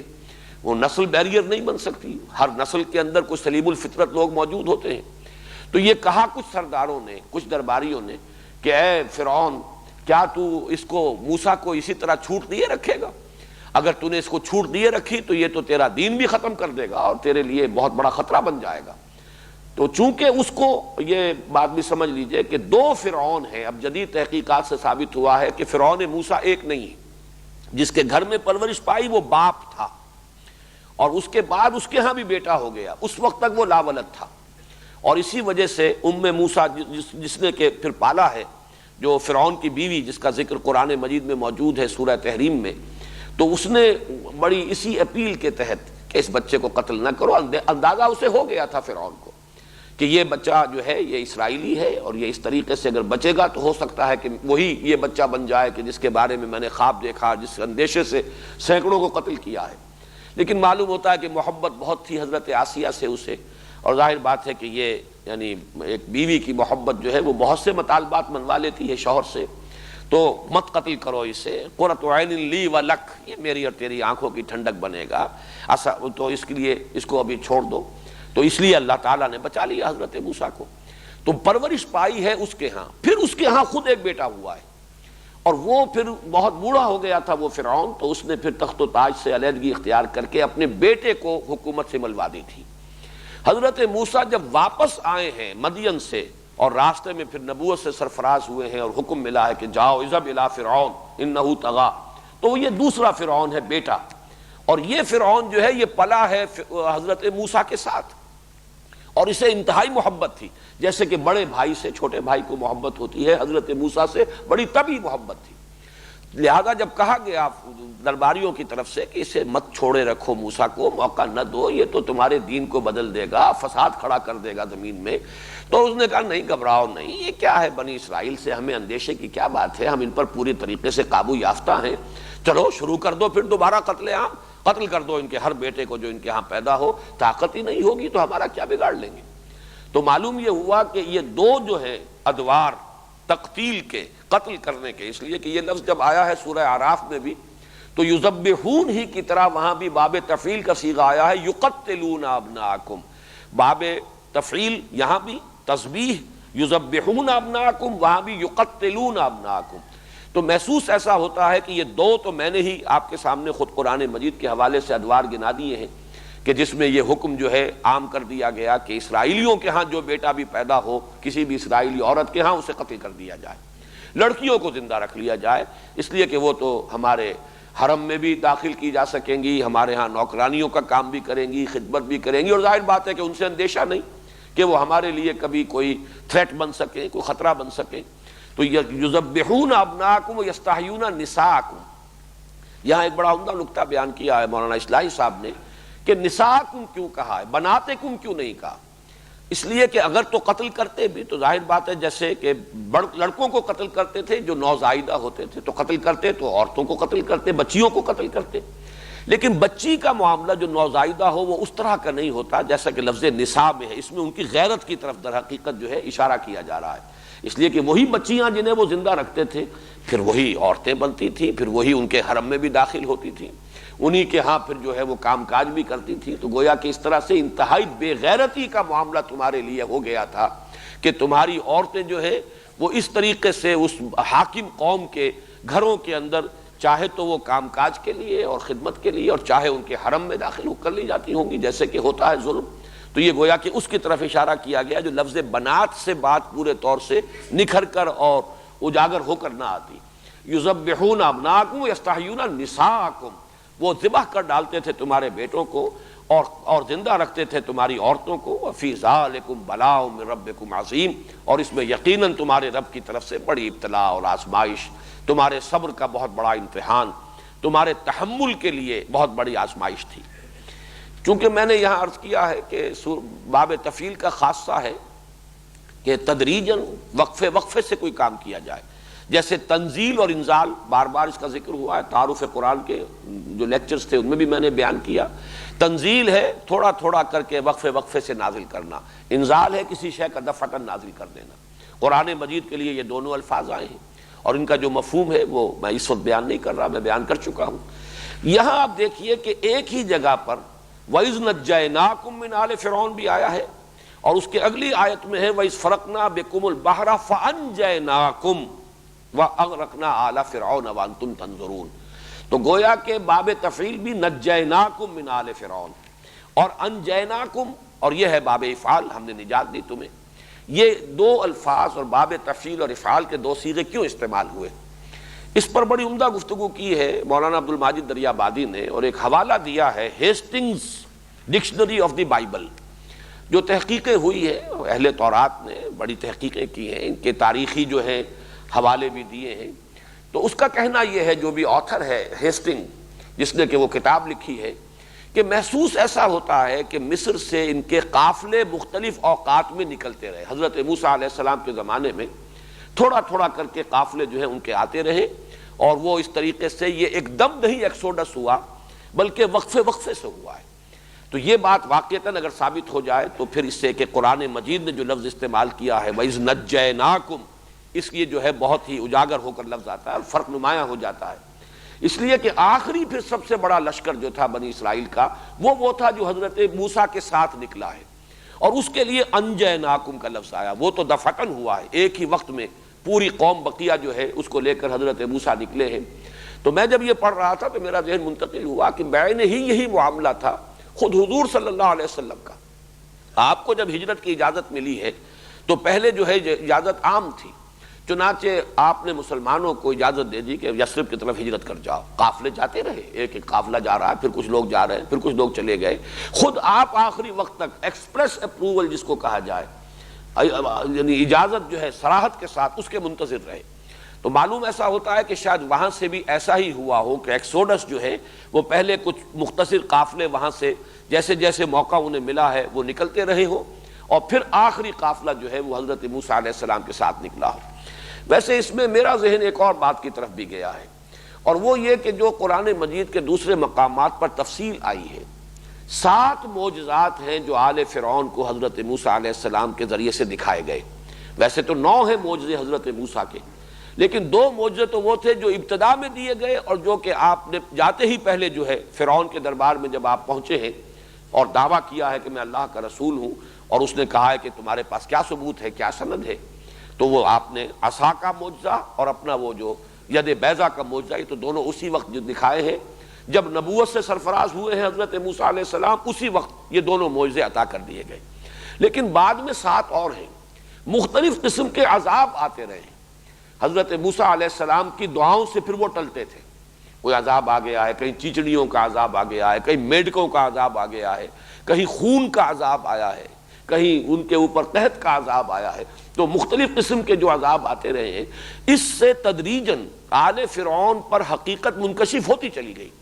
کہ یہ موسیٰ کوئی عام آدمی نہیں ہے. ان کا دعویٰ صحیح معلوم ہوتا ہے، اور اس لیے یقیناً تدریجاً جو ہے ان کی پرسیکیوشن میں اور جو تشدد ہو رہا تھا بنی اسرائیل پر، اس میں کمی آئی ہوگی مجموعی اعتبار سے. تو گویا کہ وہ جو دباؤ تھا، یسومونکم سوء العذاب، وہ دباؤ تدریجاً جو ہے اس میں ریلیف آیا ہے، تھوڑا تھوڑا کر کے اس کی شدت کے اندر کمی ہوئی ہے. اور پھر آخری نجات وہ ہے کہ جو پھر وہ ایکسوڈس جسے کہا گیا ہے کہ حضرت موسیٰ علیہ السلام کے ساتھ پوری قوم جو ہے وہ مصر سے باہر آ گئی. بہرحال یہ نجیناکم اور انجیناکم، یہ 2 الفاظ آئے ہیں بہت قریب، اور قرآن مجید میں کوئی بھی فرق جو ہے لفظی وہ بغیر کسی بنیاد کے نہیں ہوتا. کوئی نہ کوئی سبب ہے، اس میں انسان غور کرے، فکر کرے تو اس کے بہت سے پہلو سامنے آ سکتے ہیں. تو فرمایا وَإِذْ نَجَّيْنَاكُمْ مِنْ آلِ فِرْعَوْنَ يَسُومُونَكُمْ سُوءَ الْعَذَابِ يُذَبِّحُونَ أَبْنَاءَكُمْ وَيَسْتَحْيُونَ نِسَاءَكُمْ وَفِي ذَلِكُمْ بَلَاءٌ مِّن رَّبِّكُمْ عَظِيمٌ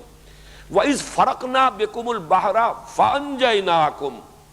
وَأَغْرَقْنَا آلَ فِرْعَوْنَ وَأَنْتُمْ تَنظُرُونَ. اب یہ دوسرا معاملہ ہے. اور یاد کرو جب کہ ہم نے تمہارے ساتھ پھاڑ دیا سمندر کو، یعنی سمندر کو پھاڑ کر تمہارے لیے راستہ بنایا. یہ در حقیقت وہ جب حضرت موسیٰ علیہ السلام نے ایک وقت معین کیا اور تمام جتنے علاقوں میں یہ آباد تھے وہاں اطلاع دے دی گئی، رات کے ایک وقت میں نکلو، سب کے سب پھر ایک جگہ جمع ہوئے ہیں. اور یہ سب خفیہ طریقے پر ہوا ہے. فرعون کو جب پتہ چلا ہے پھر اس نے جمع کیے لشکر، اسے بھی جمع کرنے میں وقت لگا ہے، اس لیے کہ اس زمانے میں آپ کو معلوم ہے اسٹینڈنگ آرمیز نہیں ہوتی تھی، بلکہ جیسے 20,000 منصبدار، 30,000 منصبدار، 10,000 منصبدار مختلف علاقوں کے اندر جو جاگیردار ہوتے تھے انہی کے پاس فوجیں ہوتی تھی. تو پھر جیسے کہا گیا کہ فی المدائن حاشرین، بھیج دیے گئے جمع کرنے کے لیے لوگ، اور وہ فوجیں جمع ہوئی، وقت لگا ہے، اور پھر اس نے تعاقب کیا ہے. تو حضرت موسیٰ ایک وقت معین پر پھر اپنے پروگرام کے تحت پوری قوم کو لے کر جب چلے ہیں، تو یہ جو راستہ ہے، ایک تو میں عرض کر چکا ہوں کہ اس کے زمانے کے بارے میں بھی اختلاف ہے، 1300 قبل مسیح یا 1447 قبل مسیح. اب یہ تقریباً یوں سمجھیے کہ حضرت مسیح علیہ السلام سے 1450 برس قبل یا 1300 برس قبل، بس یہ تقریباً اس کا ہے. ایگزیکٹ ڈیٹس کا تعین کوئی آسان کام نہیں. پھر جہاں تک راستے کا تعلق ہے اس میں بھی اختلاف ہے اور مختلف اس کی جو ہے، لیکن یہ کہ اگر ان کو جمع کیا جائے تو کچھ ایک جو بات سمجھ میں آ سکتی ہے بنیادی طور پر، وہ یہ ہے کہ ایک راستہ تو ہو سکتا تھا مصر سے اور فلسطین کی طرف آنے کے لیے کہ جو بہت آسان راستہ تھا، وہ تو یہ جو غزہ سٹرپ ہے، آج کل تو یہ تمام چیزیں ہر شخص کے علم میں ہیں، وہ نقشہ بارہا جو ہے اخبارات میں چھپتا رہتا ہے. غزہ سٹرپ جو ہے غزہ کی پٹی ہے، یہ تو جو کہ میڈیٹرینین کے ساحل کے ساتھ ساتھ علاقہ ہے، بڑا سرسبز و شاداب بھی ہے، آباد بھی ہے، تو یہ آسان ترین راستہ تو یہ ہے. لیکن یہ ہے کہ اس راستے پر چھاؤنیاں تھیں، اس راستے سے بچ کر نکلنا ممکن نہیں تھا. تو حضرت موسیٰ علیہ السلام نے، بعض لوگ تو کہتے ہیں کہ وہ راستہ بھول گئے، لیکن میں یہ سمجھتا ہوں کہ راستہ بھولنے والی بات نہیں ہے، بلکہ جیسے حضور صلی اللہ علیہ وسلم نے ہجرت کے وقت مدینے کی شاہراہ اختیار نہیں کی تھی، بلکہ جب آپ طائف بھی گئے تو عام راستے سے نہیں گئے تھے، وہ راستہ جو آج کل بنا ہوا ہے جسے طریق السیل کہتے ہیں، یہی راستہ اس وقت کا آسان راستہ تھا۔ ایسا تدریجن ہے وہ راستہ کہ پتہ ہی نہیں چلتا کہ آپ پہاڑ پر چڑھ گئے اور بلندی بہت ہو جاتی ہے، وہ طریق السیل ہے۔ اور ایک ہے طریق الجبل، پہاڑی راستہ، وہ تو ابھی بنا ہے، اور اسی راستے سے حضور گئے تھے جب گئے تھے، اس لیے کہ اس پر کوئی آمد و رفت نہیں تھی۔ تو حضور جب گئے ہیں سن 10 نبوی میں تو آپ نے طریق السیل کو چھوڑا اور وہ طریق الجبل اختیار کیا۔ اسی طریقے سے جب آپ ہجرت کے لیے نکلے ہیں تو جو شاہراہ تھی، ظاہر بات ہے کہ آپ کو معلوم تھا تعاقب ہوگا، پیچھا کیا جائے گا، لوگ تلاش میں نکلیں گے، تو بالکل اس کے برعکس جنوب کی طرف آپ گئے بجائے شمال کی طرف جانے کے۔ غار ثور جنوب کی طرف ہے، اور وہاں جا کر آپ نے 3 رات جو ہے قیام کیا ہے۔ پھر وہاں سے بھی نکلے ہیں تو جو شدید ترین راستہ ہو سکتا تھا وہ آپ نے اختیار کیا ہے، عام راستہ اختیار نہیں کیا۔ اب جو سڑک بن گئی ہے مدینہ اور مکے کے درمیان، وہ وہی سڑک ہے کہ جس کو اب آج کل وہ کہتے بھی ہیں طریق الہجرہ، یہ وہ راستہ ہے۔ اس پر یہ ابھی بالکل ریسنٹلی سڑک بنی ہے، ورنہ پہلے راستہ جاتا تھا ساحل کے ساتھ ساتھ، وہ رابغ وغیرہ ہو کر، جدے سے ہو کر رابغ وغیرہ ہو کر، اب وہ طریق الجبل جو ہے طریق الہجرہ والا بن چکا ہے۔ تو حضرت موسیٰ نے بھی قوم کو لے کر راستہ وہ اختیار کیا کہ جس پر نہ تو چھاونیاں تھیں نہ آبادی تھی، بیابان علاقہ، تاکہ اس میں یہ کہ تعاقب کا اور مٹ بھیڑ کا اندیشہ کم ہو۔ پھر اس میں یہ ہے کہ یقیناً کسی ایسے موقع پر ہوا ہے کہ وہ جہاں جانا چاہتے تھے اس کی بجائے جب وہ فرعون کا لشکر جو نظر آیا ہے کہ بادل اٹھ رہے ہیں گرج کے، اور معلوم ہوتا ہے کہ ایک پورا لشکر آ رہا ہے، تو سامنے اب راستہ کوئی نظر نہیں آیا اور وہ سمندر کے کنارے پہنچ گئے۔ اس میں بھی اختلاف ہے کہ وہ کون سی جگہ ہے جہاں سے کہ حضرت موسیٰ علیہ السلام نے جو سمندر جس کو کہا جا رہا ہے ہم نے سمندر کو پھاڑ دیا، اور بحر کا لفظ جو ہے عربی زبان میں یہ دریا کے لیے بھی آتا ہے، سمندر کے لیے بھی آتا ہے، یہ مشترک ہے۔ تو بعض ہمارے سابق جو دور کے مفسرین ہیں جو زیادہ جغرافیے وغیرہ سے بھی اتنی زیادہ واقفیت نہیں رکھتے تھے، پھر یہ کہ ابھی یہ تاریخی حقائق کہ جشن کا علاقہ کون سا تھا جس میں کہ یہ بنی اسرائیل آباد تھے، یہ بھی ابھی پوری طرح روشنی میں نہیں آئے تھے، تو عام طور پر کچھ یہ سمجھا گیا کہ شاید یہ دریائے نیل کو کراس کیا گیا ہے۔ حالانکہ دریائے نیل تو در حقیقت ان کے آباد جو علاقے تھے، ان کے جہاں یہ آباد تھے اس کے مغرب میں ہے، انہیں جانا ہے مشرق کی طرف، تو دریائے نیل کو عبور کرنے کا تو سوال ہی پیدا نہیں ہوتا۔ انہوں نے عبور کیا ہے۔ اب 2 رائے ہیں، ایک رائے تو یہ ہے کہ جو سویز کی خلیج آتی ہے، گلف آف سویز، اس کا کوئی تقریباً اوپر کا کنارہ، اوپر کی ٹپ جو ہے اس سے ذرا نیچے کراس کیا ہے حضرت موسیٰ علیہ السلام نے، اور سمندر کو وہاں اللہ نے پھاڑا ہے ان کے لیے راستہ بنانے کو۔ ایک رائے جو مولانا مودودی نے لکھی ہے، اور وہ اس دور میں چونکہ تحقیقات جو ہے تدریجاً اور اس کا دائرہ بڑھ رہا ہے، تو وہ بات زیادہ قرین قیاس معلوم ہوتی ہے کہ یہاں جہاں اب نہر سویز بنائی گئی ہے، یہ نہر سویز جو ہے یہ خلیج سویز جو نیچے سے بحر احمر کی جو کھاڑی آ رہی ہے وہ، اور ادھر سے وہ پورٹ سعید، اس پورٹ سعید کے اور خلیج سویز کے مابین کئی جھیلیں تھیں، انہیں بحیرات المرہ کہتے ہیں، بٹر لیکس۔ کسی زمانے میں غالباً یہ میڈیٹرینین سی اور ریڈ سی یہ دونوں ملے ہوئے تھے، لیکن بعد میں کچھ ایسا ہوا ہے کہ سمندر نے ریسیڈ کیا، پیچھے ہٹ گیا،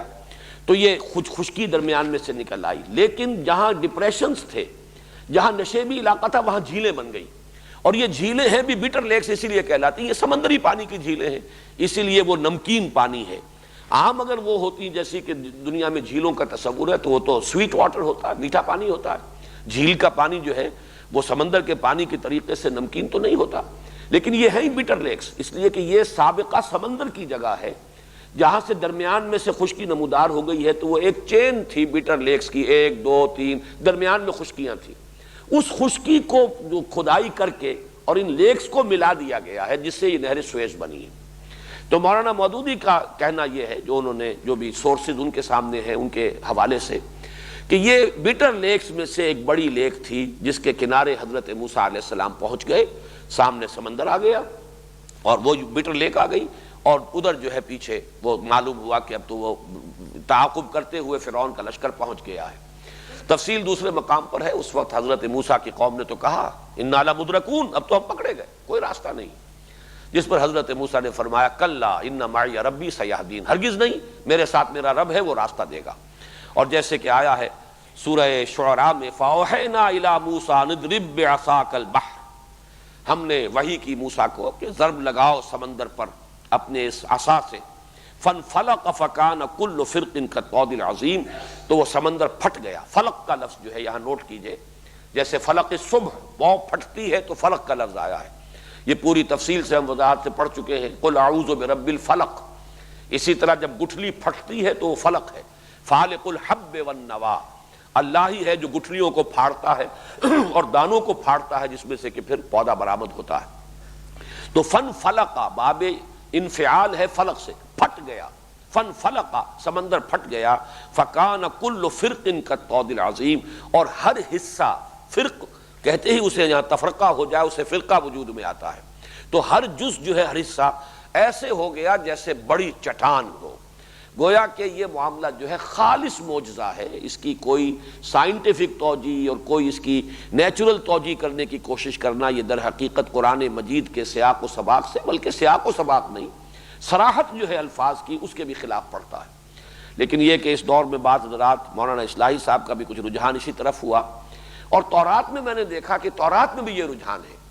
وہاں یہ کہا گیا ہے کہ بڑی تیز آندھی اللہ نے چلائی اور اس آندھی کی وجہ سے یہ وہ جو ہے سمندر پھٹ گیا، لیکن یہ کہ قرآن مجید میں اس قسم کی کوئی بات نہیں ہے، بلکہ ضرب جو ہے عصا کی جو ضرب ہے اس کا نتیجہ ظاہر کیا گیا، اور سمندر جو ہے پھٹ کر ایسا نہیں ہوا کہ ریسیڈ کر گیا ہو، ہٹ گیا ہو، بلکہ یہ کہ پھٹ گیا ہے۔ مد و جزر کی بات یہ نہیں ہو سکتی جیسے کہ مولانا اصلاحی صاحب نے کچھ اس قسم کی تعبیر کی ہے، یہ وہی ہے 20th سینچری یا 19th سینچری کا ریشنلزم جو سر سید احمد مرحوم کے ذریعے سے مولانا حمید الدین فراہی رحمۃ اللہ علیہ تک بھی اس کے کچھ اثرات پہنچے، اور بڑے بڑے لوگ بھی اس سے بالکل یا محفوظ نہیں رہے ہیں، لیکن میں نے اسی لیے چاہا، تورات میں بھی اصل میں چونکہ حوالہ اس طرح کا دیا گیا ہے، اور یہ میں بیان کر چکا ہوں، چونکہ تورات بعد میں مرتب کی گئی ہے حافظے سے، اس میں انسانی ذہن شامل ہو گیا ہے۔ گویا کہ یہ تصور دینا کہ ضرب سے، حضرت موسیٰ کے عصا کے ضرب سے سمندر پھٹا ہے اور معجزہ، اس کی بجائے انہوں نے تصور یہ دیا کہ بہت تیز ہوا چلی اور ہوا نے سمندر کو دھکیل دیا، جب سمندر کو دھکیل دیا ایک طرف تو راستہ بن گیا۔ لیکن قرآن نے وہ الفاظ استعمال کر دیے ہیں کہ جس کے بعد اب کسی اور تعویل کی سرے سے کوئی گنجائش نہیں، یہ خالص معجزہ تھا، قدرت خداوندی کا ظہور۔ تو نوٹ کیجئے، فن فلق فکان کل فرق کالطود العظیم، لفظ فرق جو ہے اس کو نوٹ کیجئے، اور یہاں جو اب آیت ہم پڑھ رہے ہیں وَإِذْ فَرَقْنَا، جبکہ ہم نے پھاڑ دیا، ہم نے جدا کر دیا، ٹکڑے کر دیا، یہ فرق اس کو کہتے ہیں۔ وَإِذْ فَرَقْنَا بِكُمُ الْبَحْرَ، جبکہ ہم نے سمندر کو پھاڑ دیا تمہارے لیے، تمہاری نجات کے لیے، تمہارے لیے راستہ بنانے کی خاطر۔ فَأَنْجَيْنَاكُمْ، اب دیکھیے یہاں باب افعال آیا ہے، یہ ظاہر بات ہے ایک ہی واقعہ ہے، یہ ایکسوڈس جو ہوا ہے یہ تو این ماس ہوا ہے، پوری کی پوری قوم جو ہے حضرت موسیٰ کے ساتھ نکل گئی ہے۔ فَأَنْجَيْنَاكُمْ وَأَغْرَقْنَا آلَ فِرْعَوْنَ، اور غرق کر دیا ہم نے فرعونیوں کو، فرعون والوں کو، قوم فرعون کو، اس کے سرداروں کو، اس کے لائے لشکر کو، اس لیے کہ وہ جب پہنچا ہے وہاں اور اس نے دیکھا اس کی نگاہوں کے سامنے اس کا شکار نکلا جا رہا ہے، تو یہ دیکھ کر کہ سمندر تو رکا ہوا ہے، تو اس نے بھی یہ سمجھا کہ ہم بھی اسی طریقے سے پار کر کے اور انہیں دوسرے کنارے پر جا لیں گے اور پکڑ لیں گے، لیکن یہ کہ عین جب مجھار میں درمیان میں آیا ہے تو پھر وہ دونوں کے دونوں حصے جو ہے وہ آپس میں مل گئے اور وہ سب کے سب غرق ہو گئے۔ وَأَغْرَقْنَا آلَ فِرْعَوْنَ وَأَنْتُمْ تَنظُرُونَ، اس میں بڑی ایک خاص کیفیت ہے، تم دیکھ رہے تھے، تمہاری نگاہوں کے سامنے تمہارے دشمن کو غرق کیا۔ اس میں وہی انداز ہے کہ جیسے سورہ فتح میں بھی ہے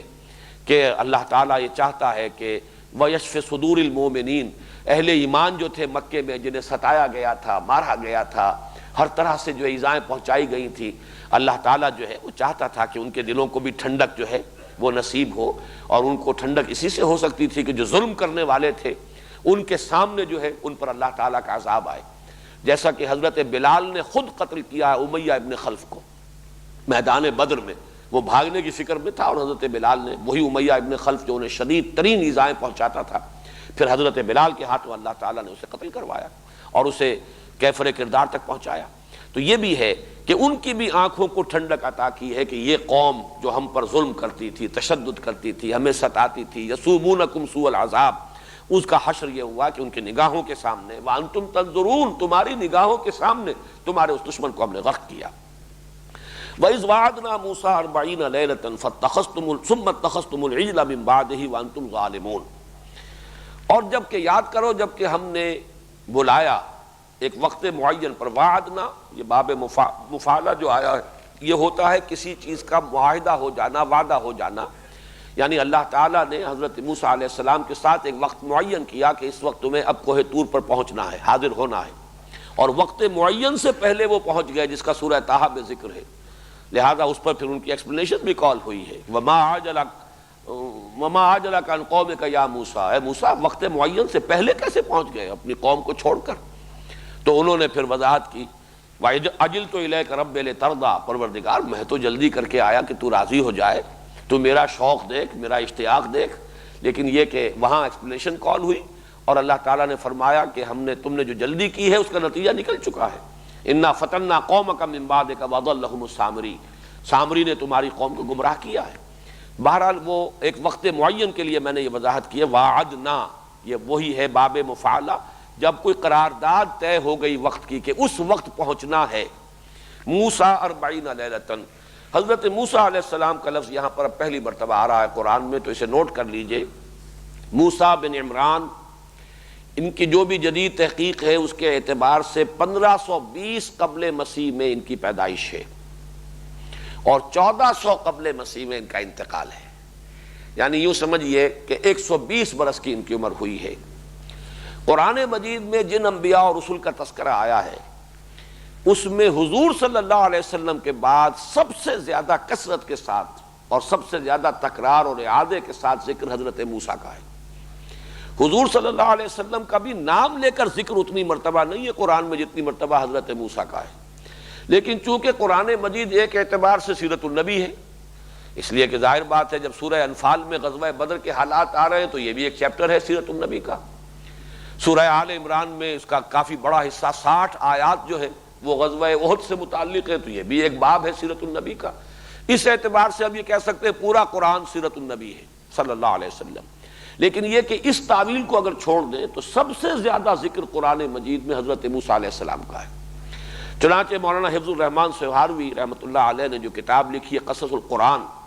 اس میں انہوں نے ہر نبی کے حالات پر جو آیات قرآن مجید میں آئی ہیں ان کی گنتی کر کے اس کا دے دیا ہے کہ ان کے حالات میں اتنی آیات ہیں، ان کے ذکر پر اتنی آیات. تو 555 آیات قرآن مجید کی حضرت موسیٰ علیہ السلام کے ذکر پر مشتمل ہے. آپ اندازہ کیجئے کہ 6,500 کے قریب تو کل آیات ہیں، تو 6,500 بھی ہوں تو گویا کہ 1/13 یا 1/12 قرآن ہے کہ جو حضرت موسیٰ علیہ السلام کے حالات پر مشتمل ہے. اور اسی طریقے سے جس طرح بنی اسرائیل کا ذکر قرآن مجید میں آیا ہے، یہ میں خاص طور پر آج کل اس لیے ذکر کر رہا ہوں کہ اگرچہ اس وقت دنیا میں یہودیوں کی تعداد 13-14 ملین سے زیادہ نہیں، 1.5 کروڑ بھی نہیں، لیکن یہ کہ جیسے جیسے اب حقائق منکشف ہو رہے ہیں واقعتاً ہمیں خود یہ شعور نہیں تھا پہلے کہ کس درجے تسلط ہے ان کا اس وقت عالمی سیاست پر اور عالمی اقتصادیات پر. تعداد بہت تھوڑی سی ہے. قرآن مجید میں اتنی تفصیل سے ذکر کیوں آیا ہے؟ ایک قوم تھی، تاریخ کی ایک صفحات میں گم ہو چکی، تقریباً نہ ہونے کے برابر رہ گئی. مسلمان 120 کروڑ اور وہ 1.25 کروڑ بمشکل. معلوم ہوا کہ 1 اور 100 کی نسبت ہے. لیکن یہ کہ اس کے باوجود جو ہے تذکرہ آیا، حضرت موسیٰ کا اس قدر شان اس کے اہتمام کے ساتھ ذکر آیا ہے. تو معلوم ہوتا ہے جیسے کہ احادیث سے ہمارے سامنے وہ جو پیشن گوئیوں والی روایات ہیں کہ قیامت سے قریب اور متصلاً قبل جو حالات و واقعات پیش آنے والے ہیں،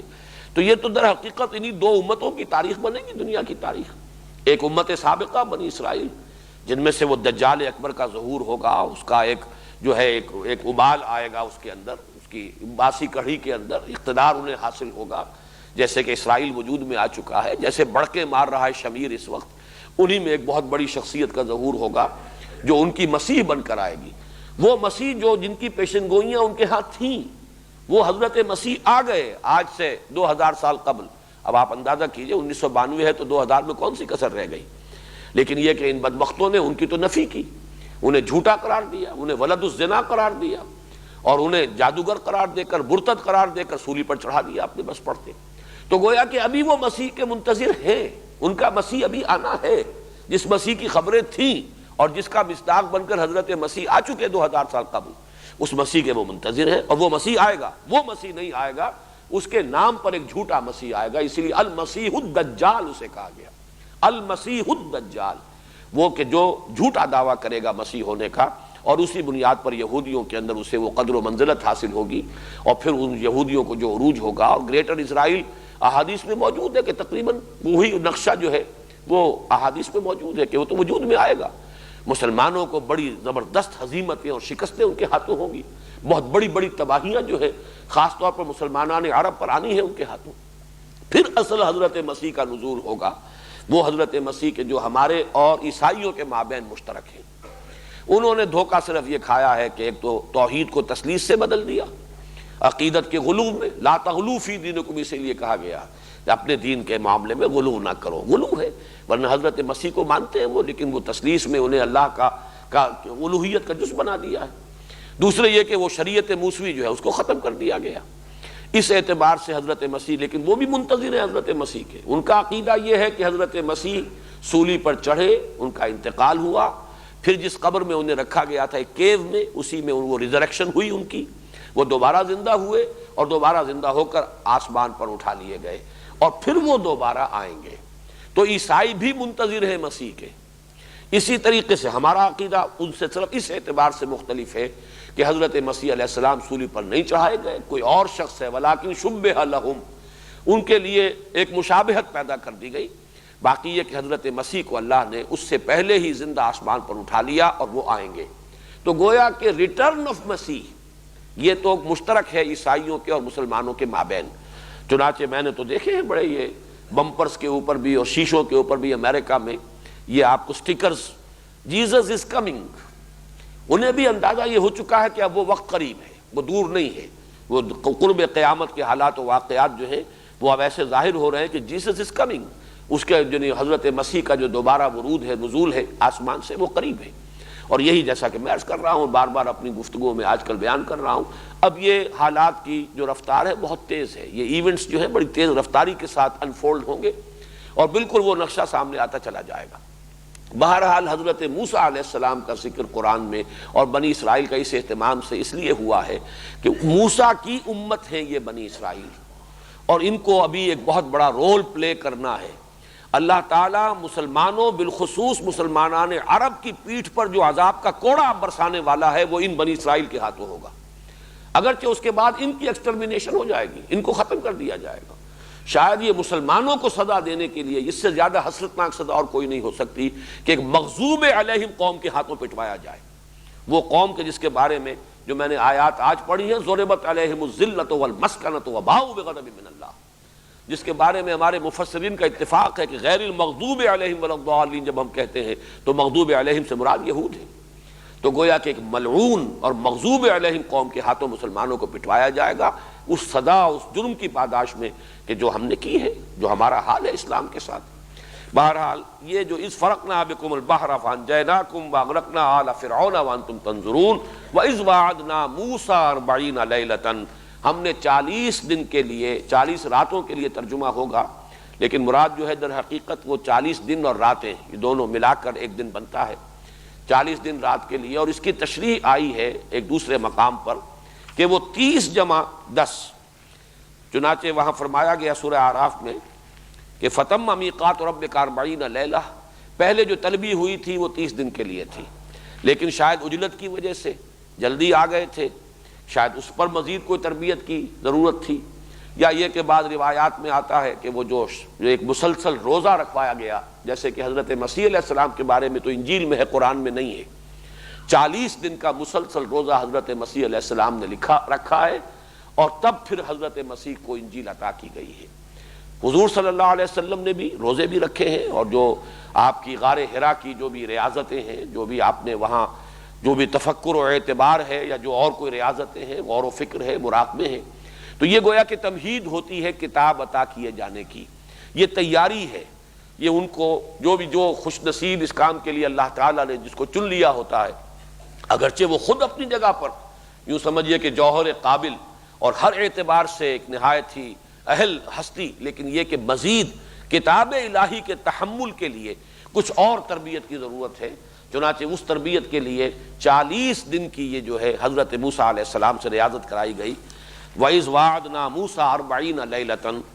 ثُمَّ اتَّخَذْتُمُ الْعِجْلَ مِن بَعْدِهِ۔ اب چونکہ اصل میں تفصیل یہاں پر حضرت موسیٰ علیہ السلام کو تورات عطا کیے جانے کی نہیں ہے، وہ تو دوسری جگہ پر، یہاں تو فرد جرم عائد کرنا جو ہے وہ پیش نظر ہے۔ تو اصل ذکر ہو رہا ہے کس اعتبار سے، تم نے اس کے بعد اس کی غیر حاضری میں بچھڑے کو اپنا معبود بنا لیا، وانتم ظالمون، اور تم نہایت ظالم تھے، یعنی بے انصاف تھے، تم نے اپنے اوپر ظلم کیا۔ اس لیے کہ ظلم کو قرآن مجید شرک جو ہے، شرک کو ظلم سے تعبیر کرتا ہے، ان الشرک لظلم عظیم، شرک جیسے گناہ کی گھناؤنے یعنی جرم کا تم نے ارتکاب کیا۔ حالانکہ میں یہ سارے واقعات جو آپ کے سامنے بیان کر رہا ہوں، یہ ابھی سمجھیے کہ بالکل آغاز ہے ان کا، اور انہوں نے کتنے معجزے حضرت موسیٰ علیہ السلام کے دیکھے ہیں، کس طرح معجزانہ طور پر تو انہیں وہاں سے مصر سے نکال کر لائے ہیں۔ وہ جو 9 معجزے فرعون کو دکھائے گئے، ظاہر بات ہے وہ سارے کے سارے معجزے بنی اسرائیل نے بھی دیکھے۔ اس اعتبار سے کسی جگہ پر آج میں اس کا حوالہ تو تلاش نہیں کر سکا، اس لیے کہ میری طبیعت آج کوئی ٹھیک نہیں رہی، لیکن یہ کہ یہ الفاظ بھی میں نے کہیں پڑھے ہیں تورات ہی کے، کہ اے بنی اسرائیل تو وہ قوم ہے، تو اس چھنال کے مانند ہے جس نے پہلی شب میں بے وفائی کی ہے۔ یعنی یہ معاملہ جو ہو رہا ہے تمہارے ساتھ، ابھی نبی تمہارے مابین موجود ہیں، ابھی تمہیں کتاب دی جا رہی ہے، پے بپے معجزات دیکھ رہے ہو، تب تمہارا حال یہ ہے